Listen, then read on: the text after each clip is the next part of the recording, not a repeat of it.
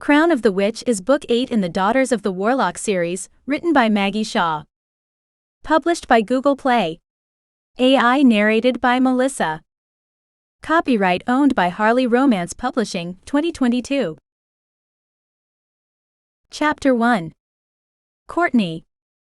I was going to find the one responsible for poisoning me, if it was the last thing I ever did. The problem was, I didn't know who would do such a vile, terrible thing to me. As far as I was aware, I didn't have many enemies. I didn't even know that many people, or hadn't, especially back then.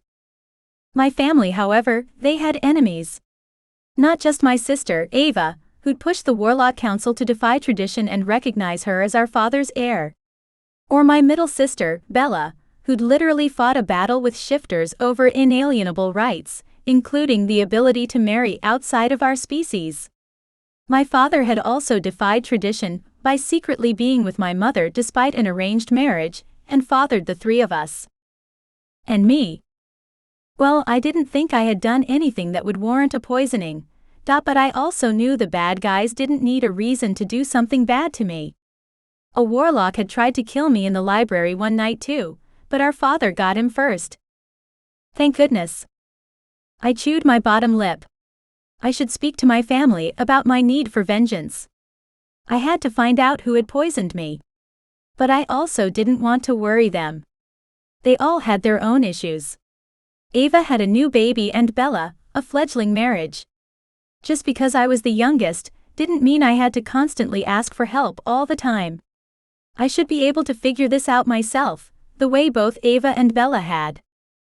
Hey Court. Can I get some help for a sec?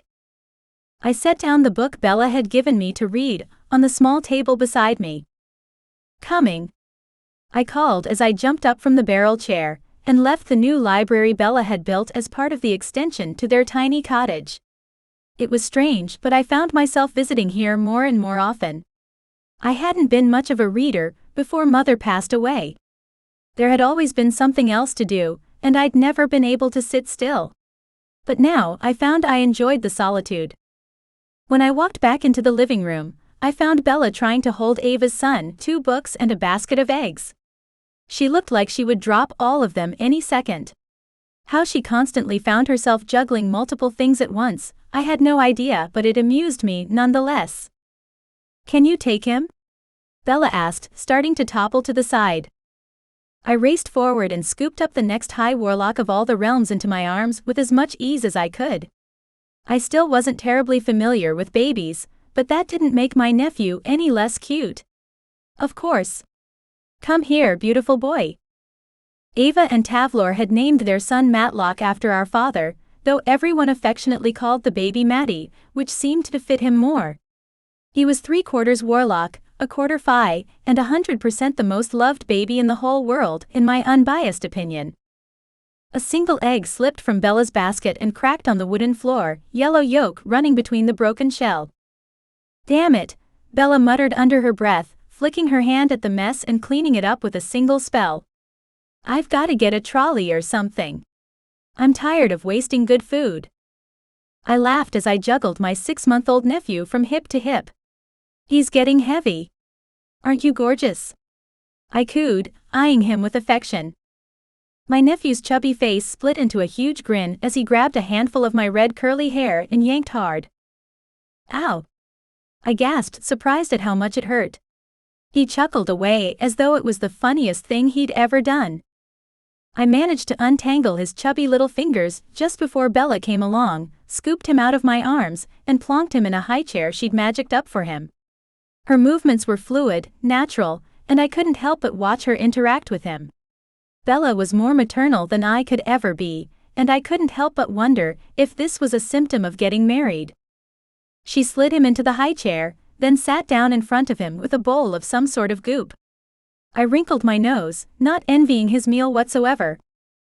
I crossed my arms over my chest and leaned back against the kitchen counter. So much for minimizing your use of magic around here, huh? I teased. Bella scooped up some of the mixture that looked a little like yogurt or custard, and thrust the spoon into the baby's waiting mouth. Yeah, well, when I have Maddie, magic is necessary. No wonder Mother conjured up a whole lot of servants to help her. Babies are hard. The mention of Mother had a wave of sadness passing over me. That feeling made me angry, and I pushed against it. Yeah, well, she did have us all on purpose. Well, maybe not Ava. But us, she did. So she definitely made a choice about how much hard she was willing to take on. Bella glanced up at me, her eyes sparkling with humor.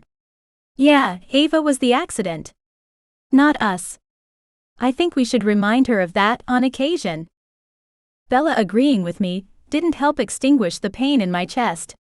My mother's choice to have 3 children by herself, in a private realm, was still a decision that I had issues with. It was the main reason why I wasn't sure I could move past the fun aunt phase of my life and transition into potentially being a mother myself. I didn't want to repeat any of my mother's mistakes. I stared at the lovely wooden floor and asked, "Do you think she thought about what sort of danger she was putting us in?" I probably shouldn't have asked the question. It wasn't going to help anything. But I also couldn't stop the words that flowed. I often wondered, what sort of woman would deliberately have children to a man with unlimited enemies? The council and their many arms had tried to kill all 3 of us multiple times. Did Mother consider that when she'd chosen to conceive Bella? Then me. Did she realize what the consequences of her actions would be? Did she even realize we'd be affected by them? I wasn't sure we'd ever get an answer. I know she thought about it, Bella responded, then twisted her lips in a thoughtful smile. She must have decided she'd be able to keep us safe. HMPH, yeah. Maybe. And she had. For 21 years she'd hidden Ava.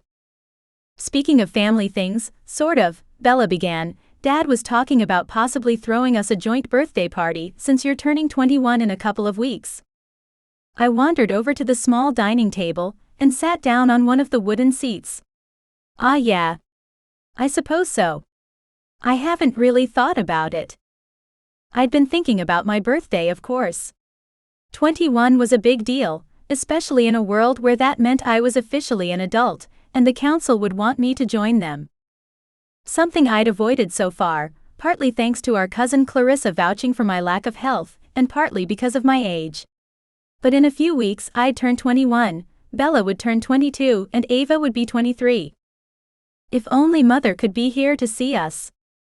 Bella wiped the baby's face and turned towards me. Well, Dad wants to put on a big party, and he's told me to invite everyone. The wolves, the Phi. It's gonna be a melting pot of people. I inhaled sharply, the first thought being one of fear and worry. With that many different species at one party, surely a fight would break out?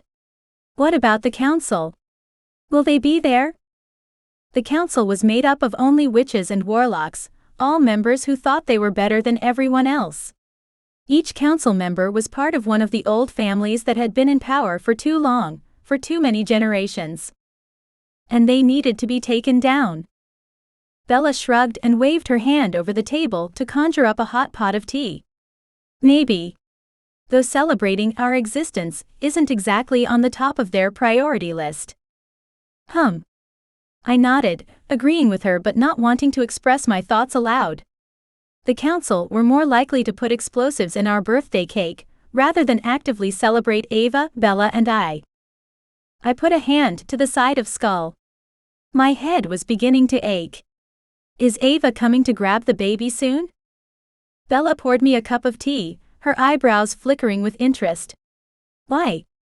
Do you need to go? I nodded, grabbing the pretty teacup and taking a sip to calm the anxiety rising within me. My head's starting to hurt, but if Ava isn't far away, I'll wait to see her. It had been a few days since I'd seen my eldest sister, and I missed her.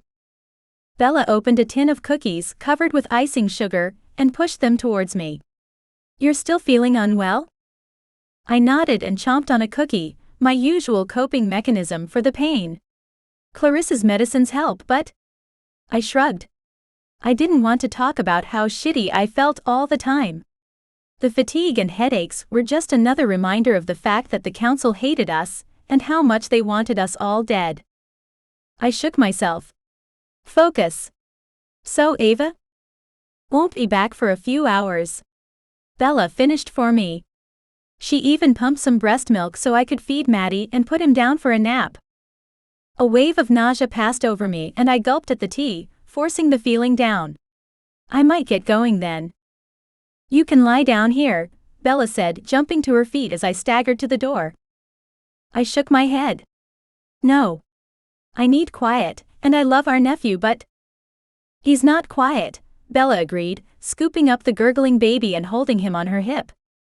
I took a moment to absorb the image my bookworm sister made in front of me. Bella was married, glowing, and had a baby on her hip. I'd never thought I'd see the day. You know you look really good with a baby, Bella.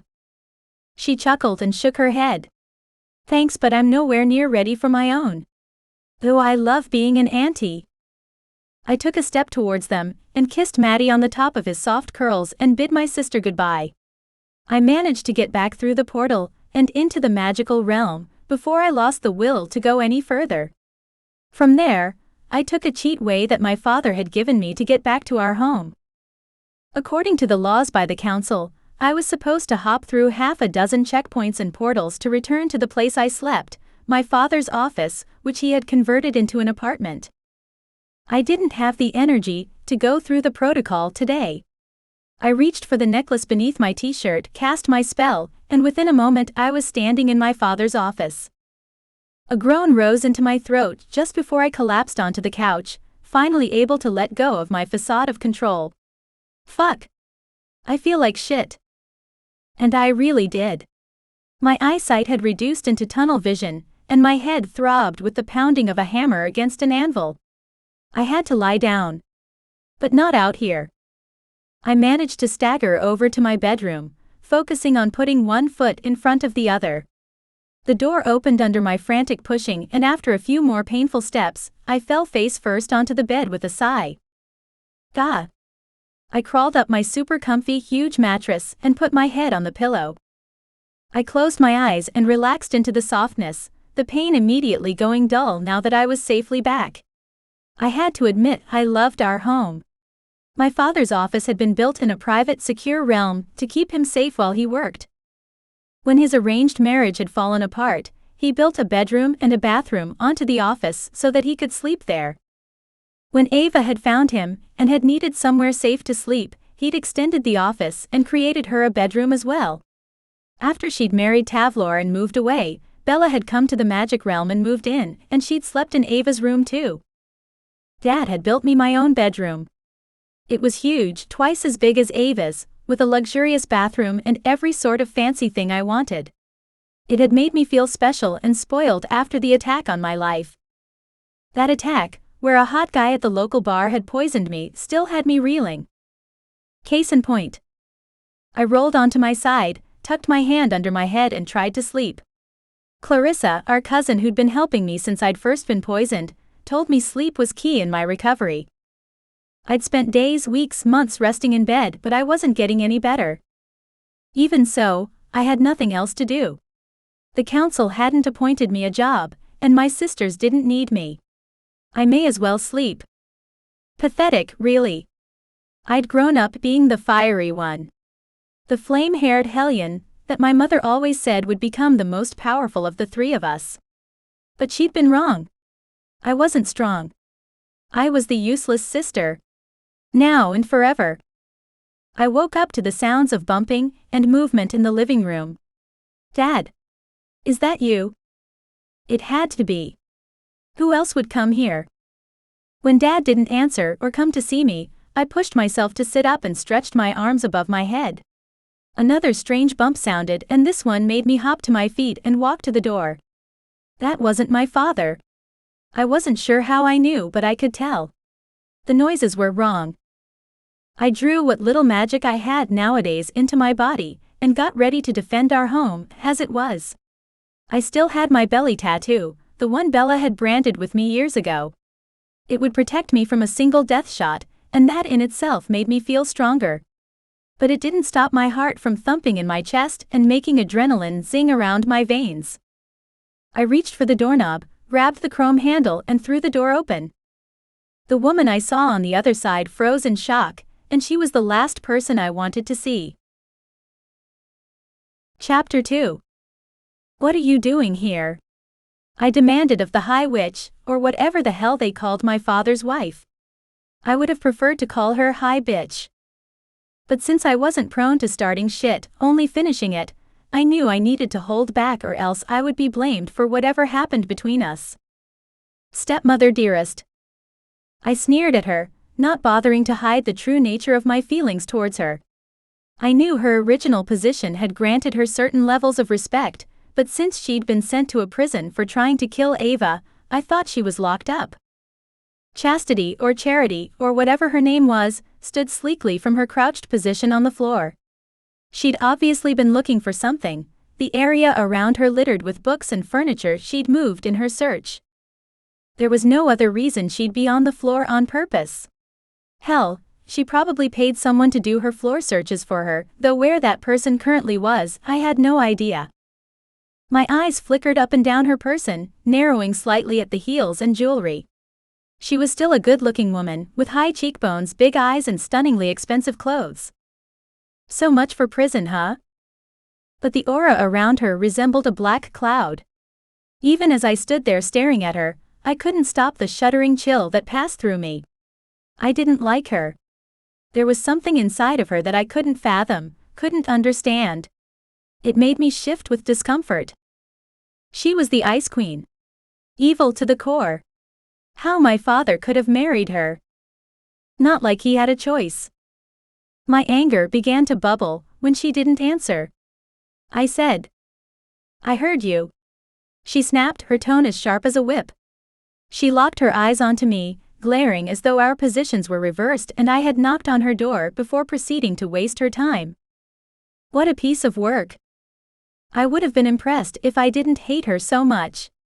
Get out. She walked to the door and it flicked open for her, something it was not meant to do. My father's security was supposed to keep her out. And yet, what the hell had she done? And how had she done it? My gaze scanned her again. Had she pocketed something? Had she found what she'd been looking for? What was it exactly? I took a step towards her, ready to stop her from leaving. She'd obviously come here to steal something from us, and I wasn't about to let her get away with it. Hey, you can't just... She hit me with magic hard enough to knock me off my feet. I didn't even see her flick her hand or speak a spell. One moment I was taking a step forward, then I was being whacked back so that my ass landed on the sofa. Oof! I cried out as I flung my arms out for purchase on the sofa, gasping for breath. When I glanced up, my stepmother was gone, and the door was shutting behind her. I froze, breathing hard. I tried to make sense of what had just happened but found I couldn't. Had I imagined the whole thing? Sliding to the edge of the couch, I took steady, even breaths. What the hell was that? I asked no one in particular. The door opened once more and I jumped up, hands clenched and ready for a fight this time. She wasn't going to catch me unaware again.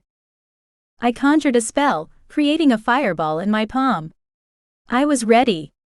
I could already picture the look on her face the second I released it at her. My lips curved into a smirk at the thought, and my stomach bubbled with anticipation. But the person who stepped into the room wasn't a stranger. Dad! I groaned, releasing all the aggressive magic coiled inside my palms with a shudder. The ball of magic burned down into wisps of smoke and my shoulders sagged. So much for getting the revenge I so desperately wanted. Courtney, what's happened? Dad shrugged out of his long black coat and set his large bag down on the sofa. He eyed me with mild curiosity mixed with concern. I began to recognize the look as belonging to me, and me alone.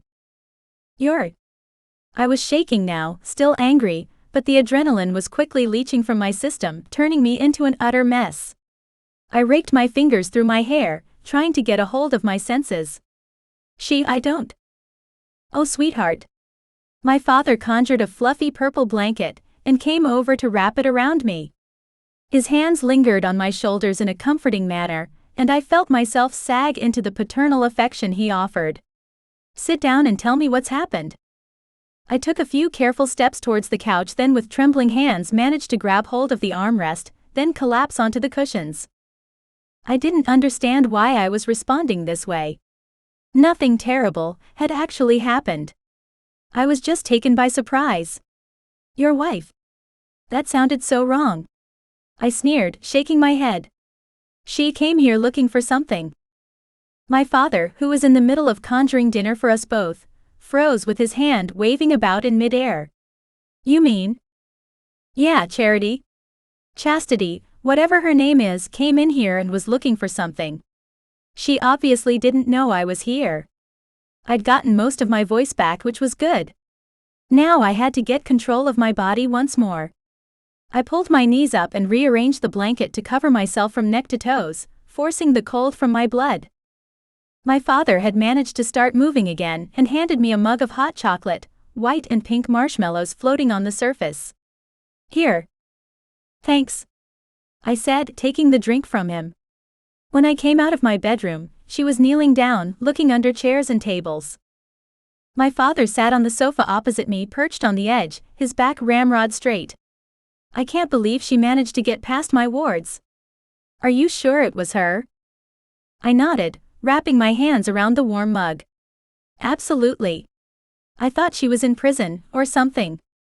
Didn't she try to kill Ava, in front of everyone? Matlock sighed, clasping his hands together. She did, which is why she was sentenced to house arrest for the remainder of her life. She's supposed to be in her family realm, unable to leave. I snorted out a laugh. House arrest in a private family realm? A council old rich family? Oh yeah, she was really suffering. Well, someone let her out, and she was looking for something. I met my father's gaze, curious now. Do you know what she was trying to find? He slid back on his sofa, crossing his ankle over his knee. It could be any number of things. A jewel, a book, His hand went to his chest. What is it? I asked, putting the mug down on the coffee table. Matlock reached into his shirt and lifted a thin gold necklace over his head, and showed me what he was wearing. I stared at the locket, a piece of jewelry I'd looked at every day of my life before my mother died. It's Mother's necklace. The one Ava had told us Mother resided in. He placed the gold locket on his palm and moved his hand closer to me. Yes. It's the only thing in my possession that is irreplaceable. She is irreplaceable. She. I repeated, my throat tightening with emotion. Was it possible? What Ava had once told us? That Mother's soul was really in that thing. Dad smiled and gestured to me. Take it. Please. Wear it. I reached out and took the necklace from his hand. I'd wanted to speak to my mother for so long, but I'd never thought it would happen. I'm afraid, I whispered, my hand shaking as I stroked the front of my locket with my fingertips. Matlock chuckled. Of what? Of what she's gonna say. A smile trembled on my lips. I know she'll be mad at me over something. Dad burst out laughing, a sound I didn't hear nearly enough. Tears trembled on my eyelashes as I put the chain over my head and let the locket fall onto my chest. I waited, and nothing happened. I glanced up at him and met his worried gaze with my own. What am I supposed to? Courtney. Baby girl, is that really you? Mother. I gasped out, reaching for the pendant and holding it tightly in my hand as my mother's voice filled my mind. It is so lovely to hear your voice again, baby girl. Your father has been telling me so much of your troubles. The tears spilled out and ran down my cheeks. I didn't care that Dad was there to see it. I only cared that my mother was alive, sort of. Mother, I can't believe this. You're still here. Not in body, but yes. I'm here with you. My heart ached to see her once more. Mother, so much has happened. Did Dad tell you they tried to kill me? Kill us. Multiple times, actually. She was silent for so long, I began to worry she'd disappeared on me. Are you still there? She sighed, long and heavy, like she'd often done while she'd been alive. Yes, and I'm so sorry, Courtney. I knew the dangers you would face, which is why I taught you all to be strong, to be powerful. I clenched my jaw tightly, anger pushing through me. But I managed to say through gritted teeth, you could have told us about the dangers. In detail. So we would have known what to expect. I wouldn't have gone out drinking and gotten poisoned. Ava wouldn't have gone in search of Dad. My mother's soft laugh stopped me. I begged Ava not to try to find him, and you. Well, you're not meant to be tamed, my beautiful girl. You were always going to walk your path, however you decide. Nothing I could have said would have stopped you. I tightened my jaw once more and this time managed to bite my tongue. She was probably right, though I hated hearing it. How are you feeling, Courtney? Your father tells me you've been unwell for some time now. I glanced over at Dad, who shrugged like he hadn't had a choice in what he told her. I'm not well, Mother. The poison has never truly left my system. Bella Oliver and Clarissa saved my life, but I'm not as I was. I'm so sorry, Courtney. I'm sorry I'm not there. I'm sorry the council have treated you so poorly. You know they need to be stopped, I said aloud. A little too loudly, probably. Oh yes, well. I mean it. I said, pushing the blanket off me now that I'd warmed up. The council have no right to hold on to the power they hoard. They treat the shifters like shit. They tried to kill Ava just because she was Dad's heir. They're wrong. And they must be stopped. My father didn't say anything, but got up and began conjuring spells, finishing the dinner he'd begun to prepare when he'd first arrived. What you say is true. My mother's voice inside my head was barely a whisper. But to say such things is treason. I snorted. Mother, I am one of the High Warlock's heirs. I will sit on the council along with my sisters, and we are going to change things. We've already begun. Oh, Courtney. How I wish I could be there to see you grow into the young woman you are becoming. I knew my daughters would change the world. The pride in her voice was obvious, but the fact that she was nothing more than a voice in my head made my stomach twist with anguish. I wish you were here, Mother. Truly here. So do I, Courtney, my strong, feisty girl. So do I. I glanced at my father. Do you ever regret having us, Mother? Never, came the fierce reply inside my mind. I never regretted having you, nor sacrificing my magic and my life to keep you safe. You are my whole world. My heart. My pride and joy. I laughed through the tears that clogged my throat. You never said such things to us when you were alive. I was a fool. I wanted you to be tough, resilient women. I knew the day would come when my magic would fail, and you'd need to survive without me. I nodded, gulping down the hot tears that rose. But I needed to hear those words, Mother. Oh baby, I'm sorry. You were always my whole world. Then. Now. Forever. I'm sorry I didn't tell you how much. But I do love you, and I am so proud of you, Courtney. A sob broke from my throat, and I put my head in my hands as grief racked my body. I sobbed and cried until there were no more tears left. Until I was an aching, red, blotchy, swollen woman who just wanted to curl into a ball and die. But I didn't. I couldn't fall apart now, there wasn't time. I had a job to do. When I lifted my head, I took the offered handkerchief from my father and wiped my face. I was done being weak, I was done being sick all the time. Things had to change. Thank you for saying all of those things, Mother, but I'm going to hand you back to Father now, all right? Of course, baby girl. But are you okay? Can I help you in any way? I shook my head. No, Mother. You've done everything you could. You gave me life. You gave me courage and fire. Now it's my turn to step up and be the daughter you brought into this world. Courtney, you're scaring me. I sat up straighter on the chair. Don't be scared, Mother. You made sure that you birthed 3 daughters, all with the strength of the High Warlock. Something no witch has ever done in the history of the council. Yes, but... No buts. You created the trifecta of strength, Mother. I am going to find out who poisoned me, and I'm going to make them pay. Then. I'm going for the council. Everything inside me said that the ones who poisoned me and the council were one and the same. If it wasn't someone on the council directly, it was one of their minions. But I wouldn't shoot the messenger, I was going back to the source. And unlike my father or Ava, I wasn't going to let them get away with putting the perpetrator on house arrest. Oh no. I was going to make them pay, in the way I'd already paid. With pain, with blood. With their life. Chapter 3.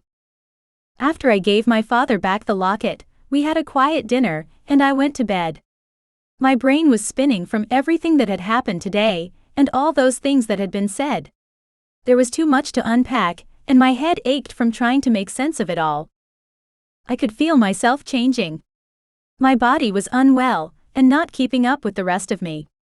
My mind was angry. My heart wanted revenge. No. I wanted justice. And I would do everything in my power to get it. Justice for everything that had been done to my mother, my sisters, and me. And every time I tried to put it all together, all roads led back to the council. Something had to be done about them. If I was being honest, I was surprised nothing had been done. Sure, Ava and Bella fought to change things, but the council still existed. Shouldn't we be cutting the head off the proverbial snake? Wouldn't that solve all the problems instead of just a few? I turned towards my ensuite bathroom, trying to clear my head. I needed to fall asleep, but the thoughts lingered. It was like I could feel my insides rotting away, little by little, until I was nothing more than ash. I couldn't let anything else happen to me. I would fight back. I had to. The next morning, I awoke to an empty apartment, which wasn't unusual. I slept late due to my headaches, and my father worked. A lot. He was always in meetings or something else important. I didn't mind the solitude. After all, I was used to it. The only issue was that my mind never shut off. I was filled with doubts regarding everything I had learned the night before. How could I take on the council? Who did I think I was? And yet, I didn't know who else would be willing to fight. Would Ava risk leaving her child, her husband behind? And Bella had just gotten married, just fought her own battle for that right. Would she play with fire and stand firm once again, this time for something that didn't directly impact her? I forced myself to get up, staggered to my luxurious shower and stood beneath the hot water for too long. I knew my sisters would support me, no matter what. I just wasn't sure if I had any right to ask them to fight again, when they'd already been to war before.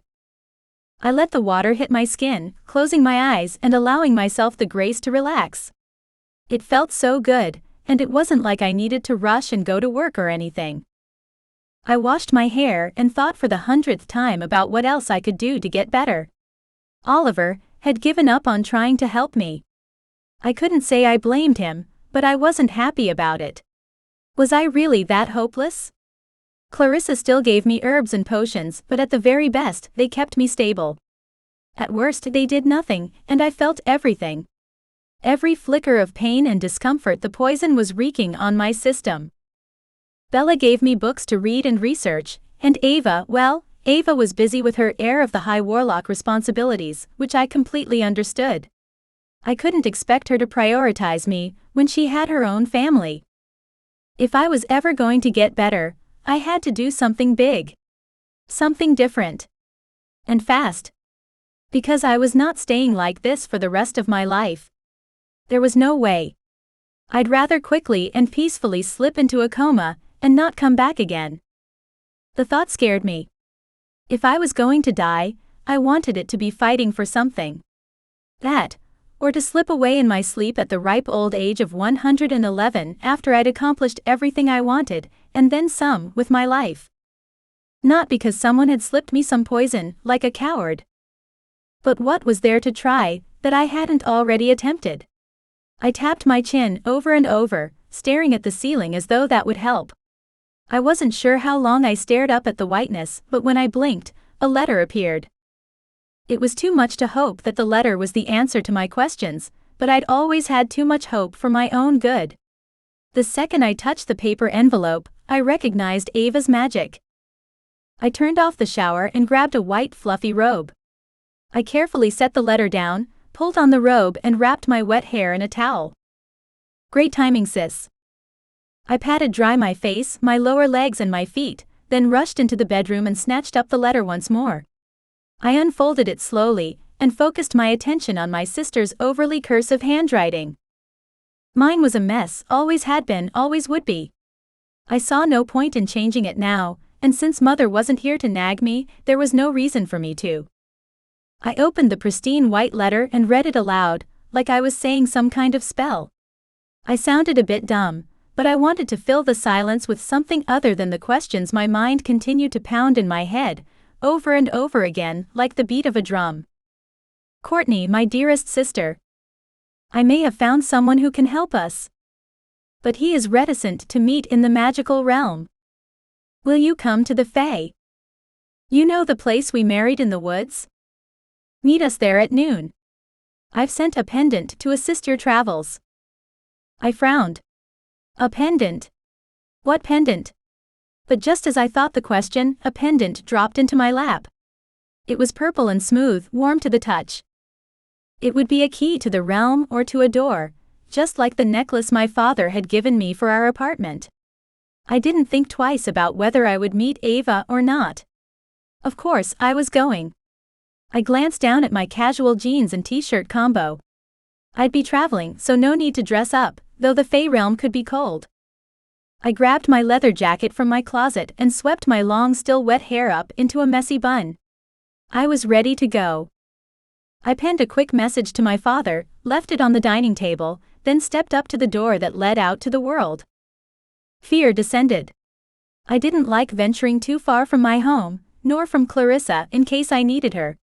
But Ava wouldn't have called me unless she thought it was important, so I pulled up my big girl panties and pressed the pendant to the door. It glowed with an amber color I'd never seen before, and when I opened the door, the vortex shone like the sun. Wow! I conjured a pair of sunglasses, slid them on and pocketed the purple pendant. With my heart beating faster than it should, I took a step into the portal. Coldness caressed my skin, passing over me like a chill wind. I pushed through it, holding my breath as I took a step forward. The cold was replaced quickly by warmth rushing over me as I walked into the Fae realm. Everything was so different, to the magical realm. There was grass beneath my boots and trees all around me. The sun shone above my head and a small bird whistled on a branch nearby. I pulled in a deep breath, then exhaled in a long sigh. There was something so innately calming and peaceful about this place. I could feel the magic, as Ava had once explained to me. It was in everything. The earth, the trees. Even the wind seemed to carry with it a secret or two. Courtney. Ava's voice in the stillness made me jump. Even though I had an immediate jolt to my nervous system, my big sister's figure up ahead made me smile. I began to run towards her, throwing myself into her waiting arms as she laughed and hugged me tightly. Oh my God, I've missed you. It had only been a few weeks since I'd seen her, but as the tears sprung to my eyes, I realized it felt much longer. Me too. When she pulled back, I let her go, blinking rapidly. So, I said, coughing to clear my throat. What have you found? Ava's eyes lit up as she leaned forward and whispered, a shadow. Not the response I'd expected. A what? She wasn't making any sense now. Ava tucked her hand into the crook of my elbow, twisted around so that she was standing beside me, then gently started tugging at me. I did as she silently requested, strolling alongside her as we headed up towards the Fae village. Do you remember Bella telling us about getting attacked? Ava asked. Which time? I replied dryly, barely resisting the desire to roll my eyes. Bella had been attacked by the council so many times, I couldn't even guess which one Ava meant. Ava groaned with frustration and squeezed my arm. You know. Just before the big fight with the council over her marriage, she was attacked by two guys as she was trying to get into the shifter realm. My memory, like most things about me now, was not up to full power, but I nodded. Yeah, vaguely. Ava continued as though I'd agreed with her completely. Well, Bella told us that she probably would have died except for some magical force that came out of nowhere and helped her. She never saw who it was, but Oliver told her later that it was probably a warlock everyone refers to as the Shadow. I frowned at my sister, confused. What do you mean? Ava opened her mouth to speak, then grinned like a loon. How about I let him explain? Him who? I asked, glancing around. We were about 20 feet from the nearest house, and there wasn't another person in sight. The air in front of me shimmered like a portal, rippling like the surface on a pond. Then the shimmering was gone and a man stood in front of me, his head bent, the sun shining off the darkness of his hair. My breath caught in my throat when he lifted his head and stared directly at me. He had the bluest eyes I'd ever seen. Like sapphires, sparkling in their intensity. But there was nothing gem-like about his aura. He was dark, and I couldn't suppress the shiver that coursed up my spine. You're... I swallowed hard. A warlock? He nodded, staring into my eyes so deeply it was like he was reading my soul. My gaze flicked over him, looking for more clues about the Shadow. He didn't have the fey ears, but he was tall and lean and had an imposing figure that reminded me of the non-warlock men I'd met. Ava slid her hand off my arm and stepped away. I'm going to feed Maddie. He's playing with Tavlor and the elders. I'll be back soon. She gave me a pointed look, like I was supposed to know what on earth was going on, then she left me with the gorgeous stranger. I watched her go with a sense of disbelief. Then I turned back to the tall warlock and crossed my arms over my chest. Could you catch me up, because I have no idea why I'm here or who you are. The warlock, who looked about 30, the same age as Tavlor, cracked a smile for the first time. Yeah, okay. Do you mind if we walk and talk? He gestured into the woods, the way I'd come. I turned and nodded. Sure. I think better when I'm moving too. We wandered back into the trees, further away from the Fey village. A shiver of acknowledgement coursed over me. I was heading off into the forest with a powerful stranger. But surely if he'd meant me any harm, Ava wouldn't have set this meeting up. Your turn. Shadow. Talk. He thrust his hands into his black jean pockets, looking more like an awkward teenager than the powerful man that Ava had told me he was. My name's... He coughed strangely, clearing his throat. I waited, though patience wasn't my strong suit. He shook his head. Let's just go with Shadow. It's safer for you that you don't know who I am. I rolled my eyes. Seriously? I spent my whole life locked in a secret realm, so it's not as though I'm going to know who you or your family are. He inclined his head as if to agree, but still didn't give me his name. I sighed. Okay, I'm going to assume you know everything about me. So why did Ava ask me to come here? She told me he might be able to help me, but I wanted to hear it from him. My heart was still pounding a little too fast being around him. He was attractive, I had to admit that. Not my usual type, but... Because I believe I can help you, he said, getting straight to the point. With which part of me? I asked, gesturing with my hands at my whole body. He gave me another half-smile, as we continued to walk through the forest. Well, all of it, actually. I know you were poisoned in the human realm, and you still suffer from symptoms. I pressed my lips together, struggling not to actively groan in frustration. I was a private person and didn't like the fact that complete strangers knew such intimate things about me. Yes, I do. It was Shadow's turn to sigh. There's no easy way to say this, so I'm just going to spit it out. I nodded and waited, but he didn't seem to be in a hurry. We'd reached a darker part of the forest, with a heavy canopy of trees. Should we sit? He asked, waving his hand towards a cleared mossy area and conjuring up 2 bench seats. Impressive. I shrugged. Sure. Then I sat down. My legs thanked me as the pain that was trickling through my muscles had ramped up a notch. My ever-present headache was there, thumping behind my eyes. I could still see, and my mood was okay, but I might need to hurry up, Mr. Tall, dark and mysterious. I was going to fall apart pretty soon. I hate to push you, Shadow, I really do. But I have a limited amount of time that I feel well enough to chat every day, and the sand is running through the hourglass, if you get my drift. He nodded once, a mere jerk of his head, and sat down on the other park bench. Okay, I'll get straight to it. I know who poisoned you and with what, and I think I can help cure you. Completely. My jaw dropped open, and for the first time in almost a year, hope fluttered inside my heart. Then came the anger. You know who poisoned me? When he nodded, my jaw clenched tightly. Tell me. Tell me now. They need to suffer for everything they've done to me. He turned to look at me, and there was pain in his eyes. I'm sure you won't be too surprised to know that it was a man hired by the council. Peeved. I crossed my arms over my chest. Of course it was. But I want to know who. Who specifically gave that order? Do you know? He nodded. Yes. Well. I pressed one of my hands to my temples to try and quell the headache. He reached into his jacket and pulled out a black, shimmering potion in a balloon-shaped bottle.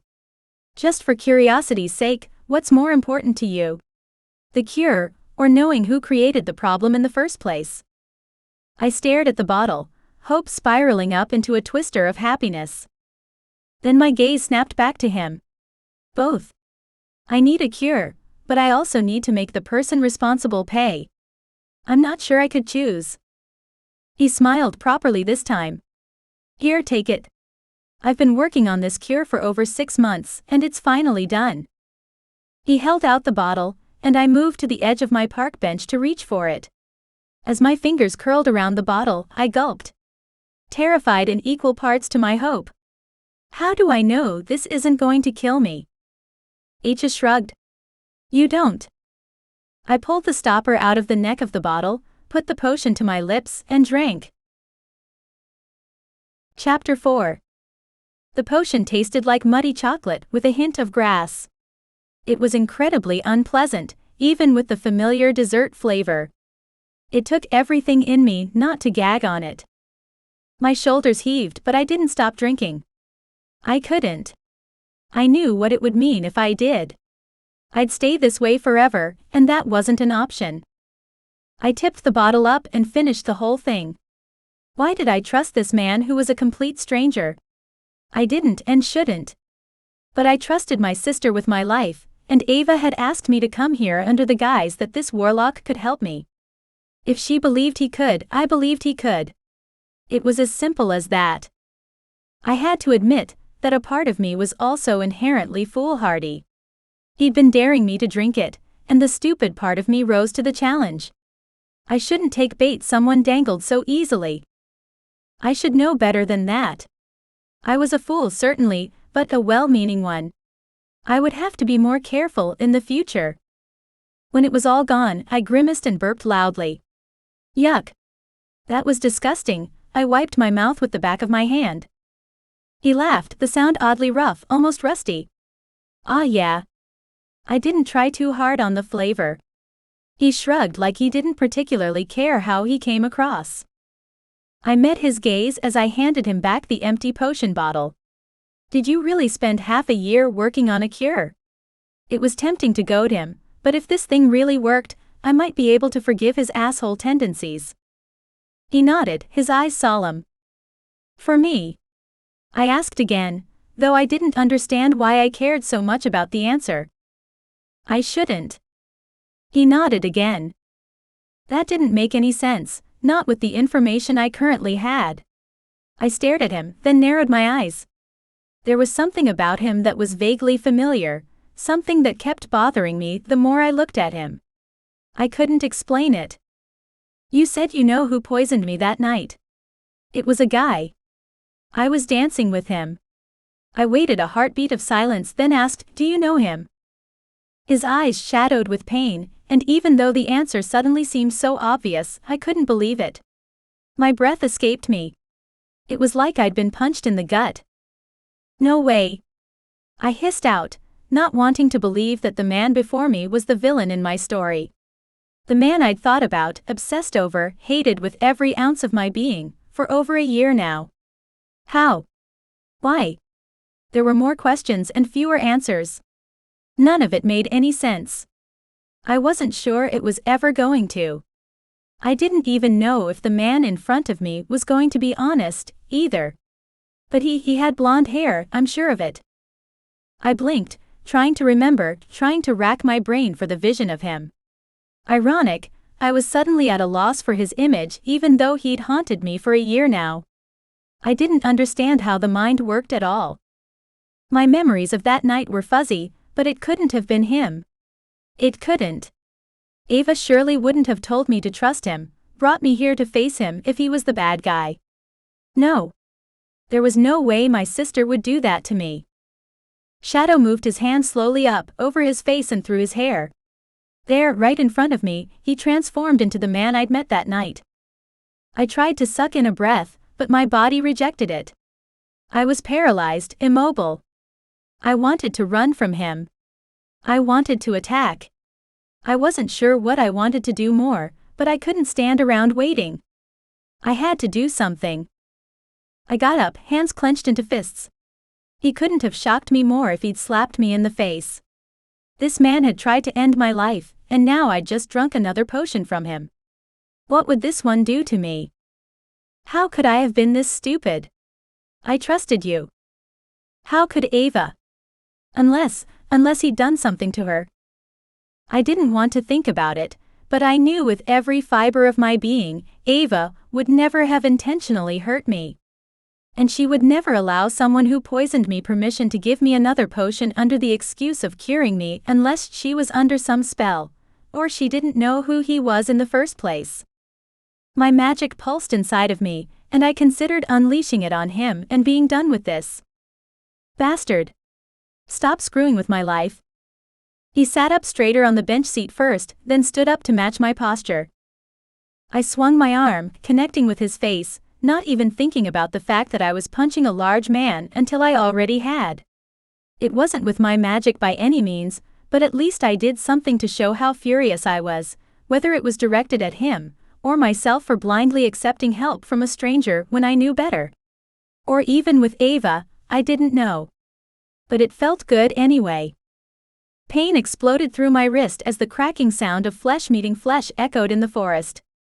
Phewick! I screamed as I reeled away from him, holding my right hand with my left, cradling the pain.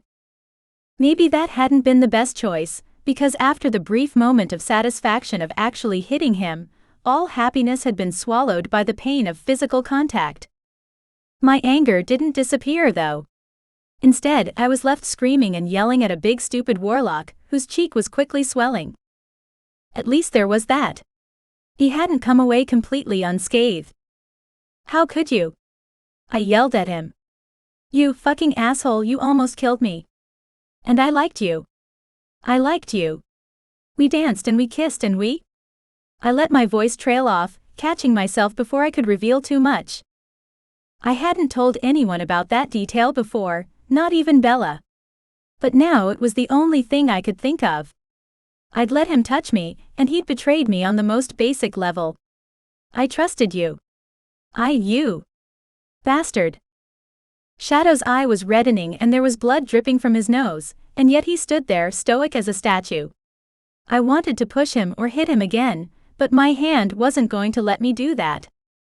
And the fact that he was just standing there dripping blood wasn't helping. If anything, I was getting more furious by the moment. Say something. I yelled at him, sick of his silence. He shook his head. What I did was despicable, Courtney. I have no excuse and I am so sorry. You're sorry? I repeated, gaping at him. You tried to kill me. His eyes, which had remained facing forward initially, now dropped to look at me. He began to speak, then stopped and shook his head. Tell me, I demanded. I couldn't just scream how horrible he was at him. I needed to know why. I needed to know where the order came from. I needed to know everything. He stopped again, then said, I don't want to excuse my behavior, but I honestly didn't know what their plan was. They told me the potion would compel you to come into the realm, so they could expose the High Warlock as having lied about his offspring. Offspring? I spluttered, still cradling my hand, which was now throbbing. You think it's better that they wanted to use me to incarcerate my father? That's not better. I didn't want to admit it, but it was a step up from trying to kill me. May I fix your hand? He asked suddenly. My obstinacy reared its ugly head, and I almost told him he could shove his healing magic up his ass. But I managed to bite my tongue and instead stuck my arm out. You owe me, so yeah, do it. My own magic wasn't strong enough to help me, and with my temper this high, I wouldn't even attempt to try and heal myself. Shadow reached out and gently pressed his fingers to the back of my hand. I flinched even though his touch was painless, then a soothing warmth spread over my skin. The pain lifted, and for the first time in more months than I could count, I realized my head didn't hurt. I glared at him. Did you do something to my head as well? He wiped the blood from his nostril with his hand but didn't use any magic to fix his face. No, I didn't. Are you feeling better? I glared at him, then turned and walked away without answering. I did a quick inventory of my body. My everyday body aches were gone. My head was clear, except of course for the anger still zinging through my blood. But as it began to sink in that I felt better than I had in over a year, it became harder to cling to my fury. Whatever he'd given me was working. I sat back down on the park bench and conjured up a glass of ice-cold lemonade for myself and took a sip. No headache. No tunnel vision. No massive mood swing, though that was a tough call to make since my gut was still churning with anger towards Shadow. I stared up at him where he still stood nearby. Tell me your name. Now. He owed me so big. I felt like I could ask him for the world at this moment, and it still wouldn't make up for what he'd taken from me. It's Harry, he said, quiet as a mouse. Harry Trentham. I stared at him, waiting for the penny to drop. I don't know why that would be, what? Offensive to me. Why had he worried so much about not telling me his real name? He nodded once, an odd jerk of his head. My parents are on the council. I shot to my feet once more, amazed at how easy and pain-free that movement now was. What do you mean? My family are part of the original council members, alongside your family. I gaped at him. So they were, what? Grooming you to be the next evil warlock? He pressed his lips into a thin line. Oh, I'd hit a nerve there. Then he lifted his chin and said, my parents have not been easy on me. I've spent my life trying to please them, and when they asked me to do a horrible thing to a girl I didn't know, I agreed. He paused for effect, which made his words sink in. I crossed my arms over my chest. Damn it. Now I'm feeling sorry for him. Yeah, I get that. My mother wasn't exactly full of rainbows and sunshine. And I probably would have done anything to win her approval, but still, what he'd done to me sucked. Harry nodded as though he understood, but I doubted he did. However, in all fairness, I had no idea what it must have been like to grow up with evil parents like his. My father was on the council, and he wasn't evil, so technically Harry's parents might be okay. But considering they'd asked him to seduce and poison me, maybe not. So you're telling me that your parents lied to you about what that potion was for? Yes, they did. But I found out through a friend what had really happened to you after you'd left that night, and I. It was his turn to appear angry, his lips twisted and his eyes flashing. You what? I went to my parents and demanded they tell me the truth. His hands tightened into fists at his sides. They admitted they knew the potion would kill you. And I demanded. What else happened? I walked away, he said, his tone flat and cold. Oh, tough guy. Wow. You walked away. I shook my head, amazed at how disappointed I was at the climax of the story. Wow. You tried to kill me and you walked away. I went to turn away and walk back to Ava, but he stopped me, reaching out and grabbing my arm. You misunderstand me. I tugged my arm out of his grip and stared up at him. Really? Enlighten me. He inhaled deeply, his nostrils flaring before finally saying, I walked away, Courtney. From my family, from the council, from my home. From everything I've ever known. His words gripped my heart and held on tight. What do you mean? I mean, what happened that night was the turning point of my whole life. From the moment I found out what they'd made me do, I walked away and became the shadow. I help those who need me, and if you want me to help you take down the council, I'm in. Chapter 5. I gaped at him. Had he just told me that I was the linchpin that had exploded his life? What did that even mean? Was it supposed to be a compliment? An insult? What? Ugh. He moved away, running a hand through his hair and groaning loudly. I didn't want to tell you that. I don't want you to feel sorry for me, or think I'm trying to gain your sympathy. But you deserve the truth. I clasped my hands together so I didn't punch him again, even though the thought of doing just that was more tempting than I expected it to be. You just blamed me for your whole life imploding. God, no. He rushed back over to me, clasping my hands with his. He shook his head adamantly, his eyes wide, like he was trying to find the right words to say whatever it was he wanted to say. Despite the turmoil of emotion steamrolling through me, I'd be lying if I didn't admit that his touch sparked unwanted warmth in my belly. I clenched my teeth, trying to ignore it. I didn't want to feel anything for him, especially not warmth in any way. You opened my eyes, he declared, his tone urgent, as though that explained everything. I'd known there was something wrong with the council, with my life, but it wasn't until that day that everything clicked into place. Because of you. Don't you understand? No, I didn't.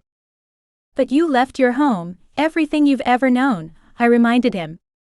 And now I fight for a cause. His lips curved into a smile so genuine, I found my knees weakening. Would it be too much to hope that he was telling the truth? I help people.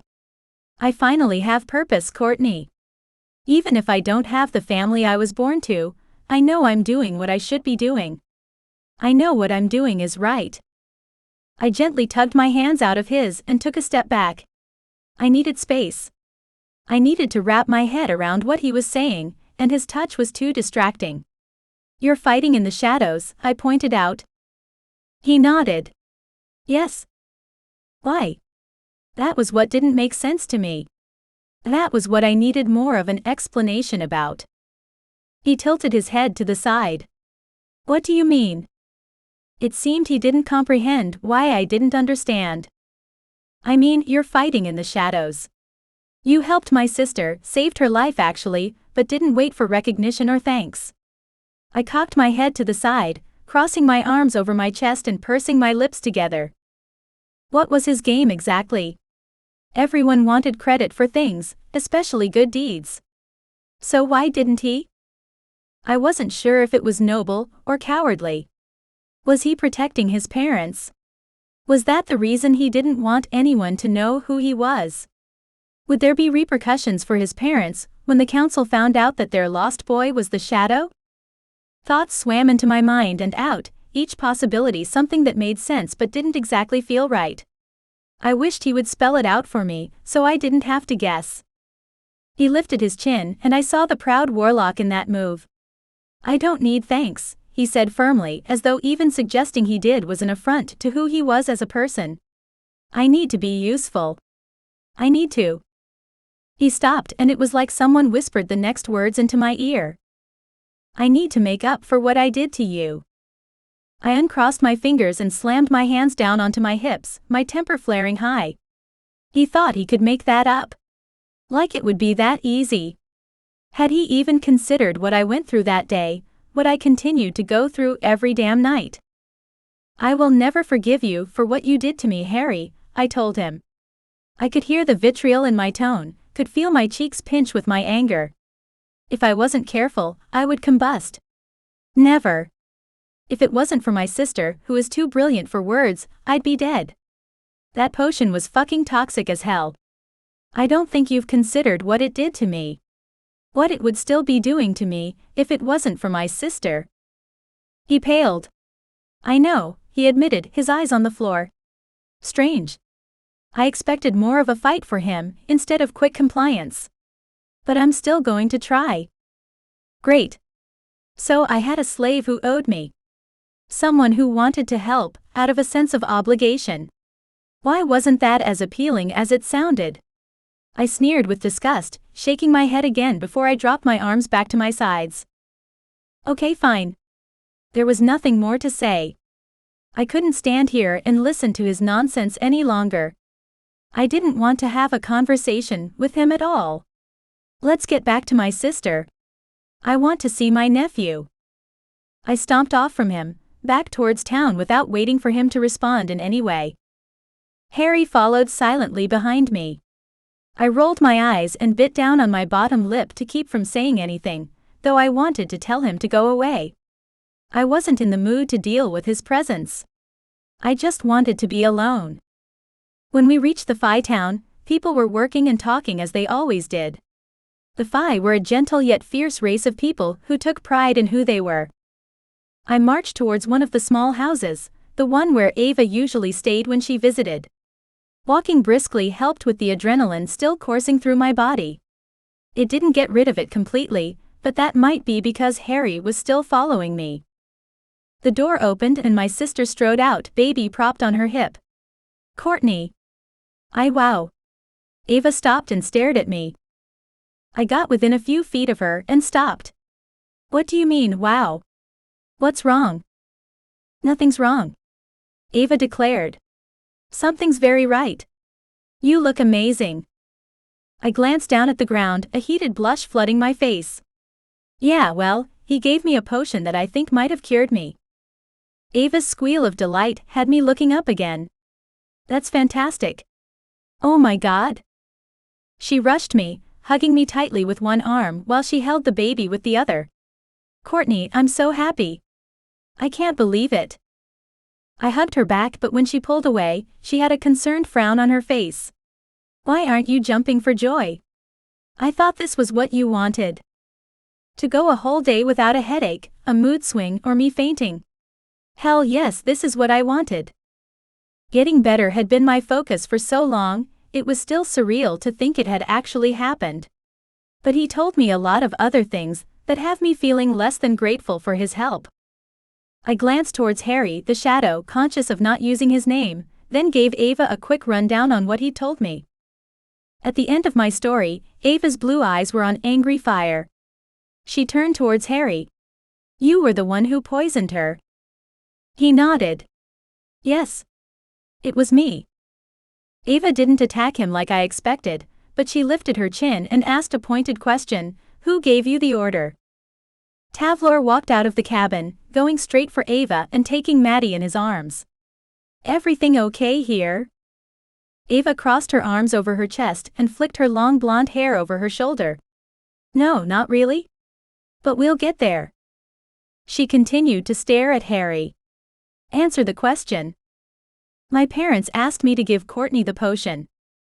I expected Ava to ask who his parents were, but instead she fired straight back. And who asked them to? Surely, they weren't the masterminds behind the whole thing? Harry's gaze shifted to mine, then snapped back to Ava. Well, no. They were just following orders too. I shoved him in the side. You didn't tell me this part.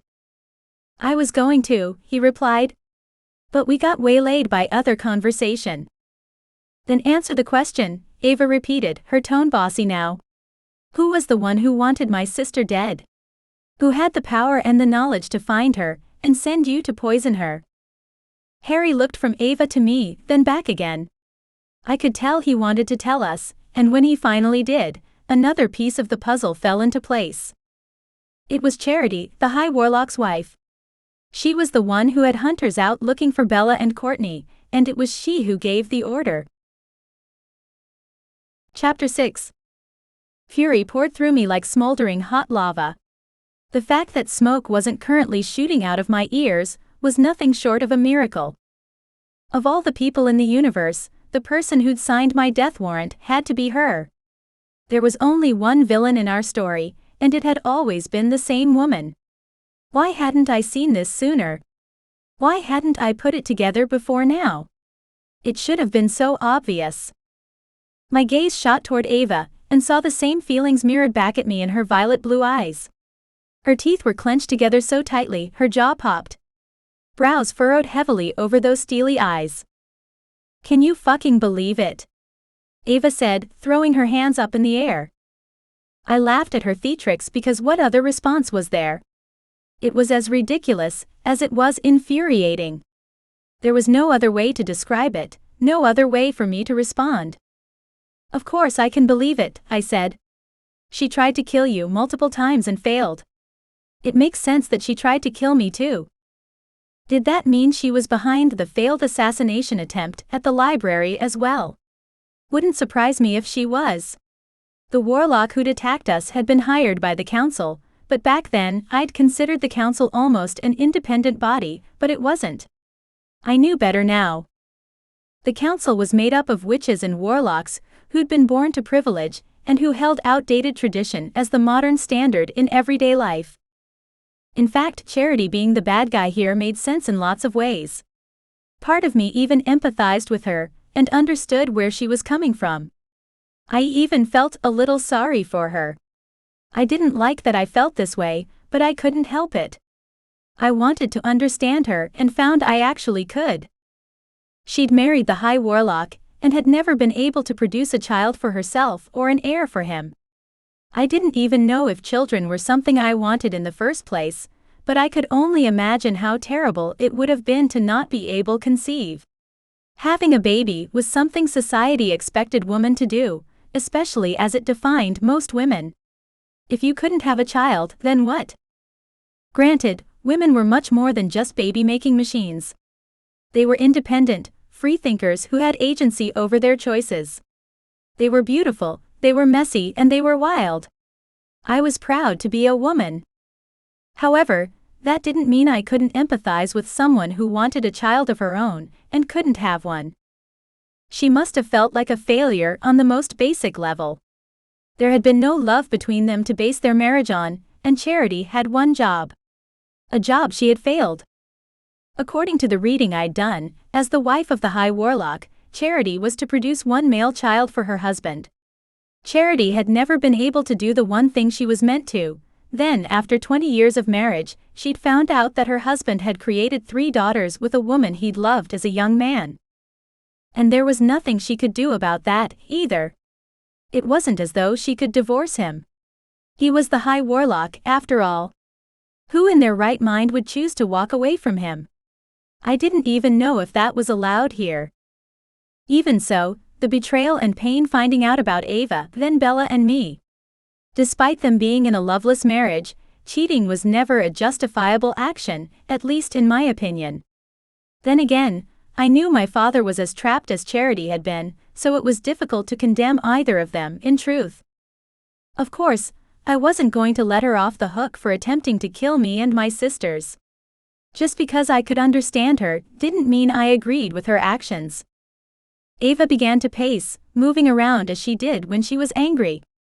Maddie reached for her with his tiny chubby hands, but she didn't grab him, and I had to assume it was because she was too angry to hold him. She didn't want him to feel the anger coursing through her veins, which I could understand because I was feeling the same way. I wouldn't want an innocent child picking up on my emotions, since it definitely wasn't his fault. My gut churned and my heart thumped against my ribs, trying to think of a solution and coming up with nothing. Tavlor moved his son from one arm to the other, juggling the baby with ease. At least he was able to distract Maddie for the time being. "She hated you from the very start," Tavlor reminded Ava, casting a knowing look her way. Ava groaned, pinching the bridge of her nose, even as she continued to pace. "Yeah, I know she did. And she made it very clear when she shot a death spell straight at my chest and knocked me halfway across the room. It was only because of my talented sister's spell that I lived at all." My hand went to my belly, where my beautiful tattooed son still lay on my skin. Bella had cast a spell that had hurt like frickin' hell at the time, but it had saved Ava's life and Bella's once she had one too. We had been so close to death then. It was easy to forget, looking at Ava and Bella's life now, that this could have easily slipped through our fingers because of Charity. Ava's gaze flicked down to my hand where it lay on my stomach, then moved back to my face. "If you'd had that tattoo when you were poisoned, you might not have had all those terrible side effects," Ava said, then shook her head. "We should have figured this out sooner." I shrugged. Thanks to Bella, I survived anyway. The fact that I still had the protection of my whole tattoo, in case I needed it in the future, gave me some comfort, actually. I wasn't wishing it away anytime soon. And besides, everything was still new to us. It wasn't like Mom left us a book or notes on what to expect.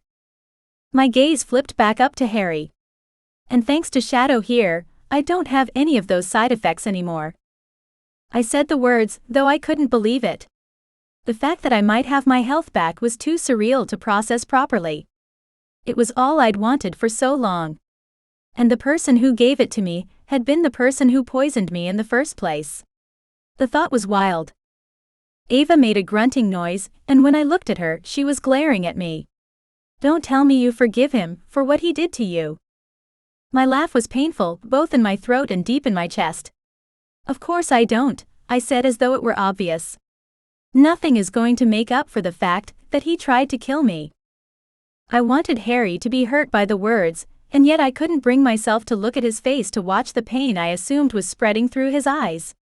It had been an absolutely horrible thing that he'd done to me. But the logical part of my brain kept pointing out that poisoning me hadn't been his idea, and he'd done everything in his power to fix the after effects. He got points for that, not that I was going to tell him so. Tavlor looked at Shadow, and back to me again.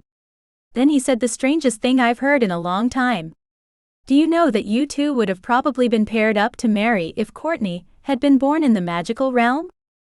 All three of us stared at Tavlor, stupefied. Ah, sorry? What do you mean? Ava asked, the only one able to speak at this point. Tavlor went on to explain, the High Warlock heir always has an arranged marriage. Arranged by the council, of course. It was practically illegal for the High Warlock to have a daughter, let alone 3. But I can imagine that if you 3 had met the council under better circumstances, they would have found husbands for all of you. I stared at my brother-in-law. Are you saying that Ava would have been allowed to marry you? Tavlor chuckled, and I couldn't stop myself from staring at him. It was a sound I didn't hear very often. Hardly. I am a half-breed mongrel bastard. They would never have let the heir to the High Warlock marry me. What are you trying to say, Tavlor? Ava asked. Because there has to be a reason behind this strange-ass speech. Ava's gaze traveled to Harry, then back to Tavlor. Tavlor continued, Shadow is the son of one of the council members. And he's a similar age to Courtney. His family is very high up in the hierarchy of the council, and the two of them would have made a perfect match as far as the council members were concerned. My jaw dropped. Tavlor knew who he was? After all of Harry's worries about staying anonymous. Cold dragged through my belly and I swallowed hard against the strange feeling. Was he saying that Harry and I were some sort of perfect fit, as far as the council was concerned? The very idea made me sick. Ava's hands landed hard on her hips. Seriously? You're from the council? No wonder you tried to poison my sister. Harry was staring at Tavlor in disbelief. Tavlor turned to address Shadow directly. Did you think I wouldn't remember you? For many years my only job was to protect the High Warlock. I would look into everything that was going on with him, and everyone around him. I took my job very seriously. Harry's lips kicked up at the edges in a begrudging smile, and I looked away, unable to stop the flood of strange warmth filtering through my chest. Ava shoved her husband with her elbow. It would have been nice to give me a heads up who he was before I sent for my sister to come and spend time with him. Tavlor didn't respond to her push but simply said, I was pretty sure that he didn't mean Courtney any harm, and I didn't want to say anything until I knew I was right. Despite the fact that I was in the beautiful, natural, quiet Fey realm, I was beginning to feel overwhelmed. My chest was tight, and anxiety was making me shift from foot to foot. This is getting too much for me.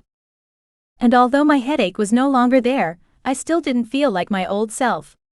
Not yet anyway. It was great to see you guys, but I think I need to get back home. Harry turned towards me with a concerned frown on his face. Are you still feeling unwell?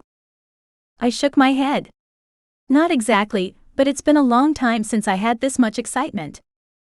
Understatement of the century. I'll walk you back, Harry said. I might need to use some of my concealment magic so people don't see me around the council building, but I'll take you as far as I can. Harry turned as though he was going to head back along the path, but I grabbed his arm to stop him. No, thank you. I don't need an escort.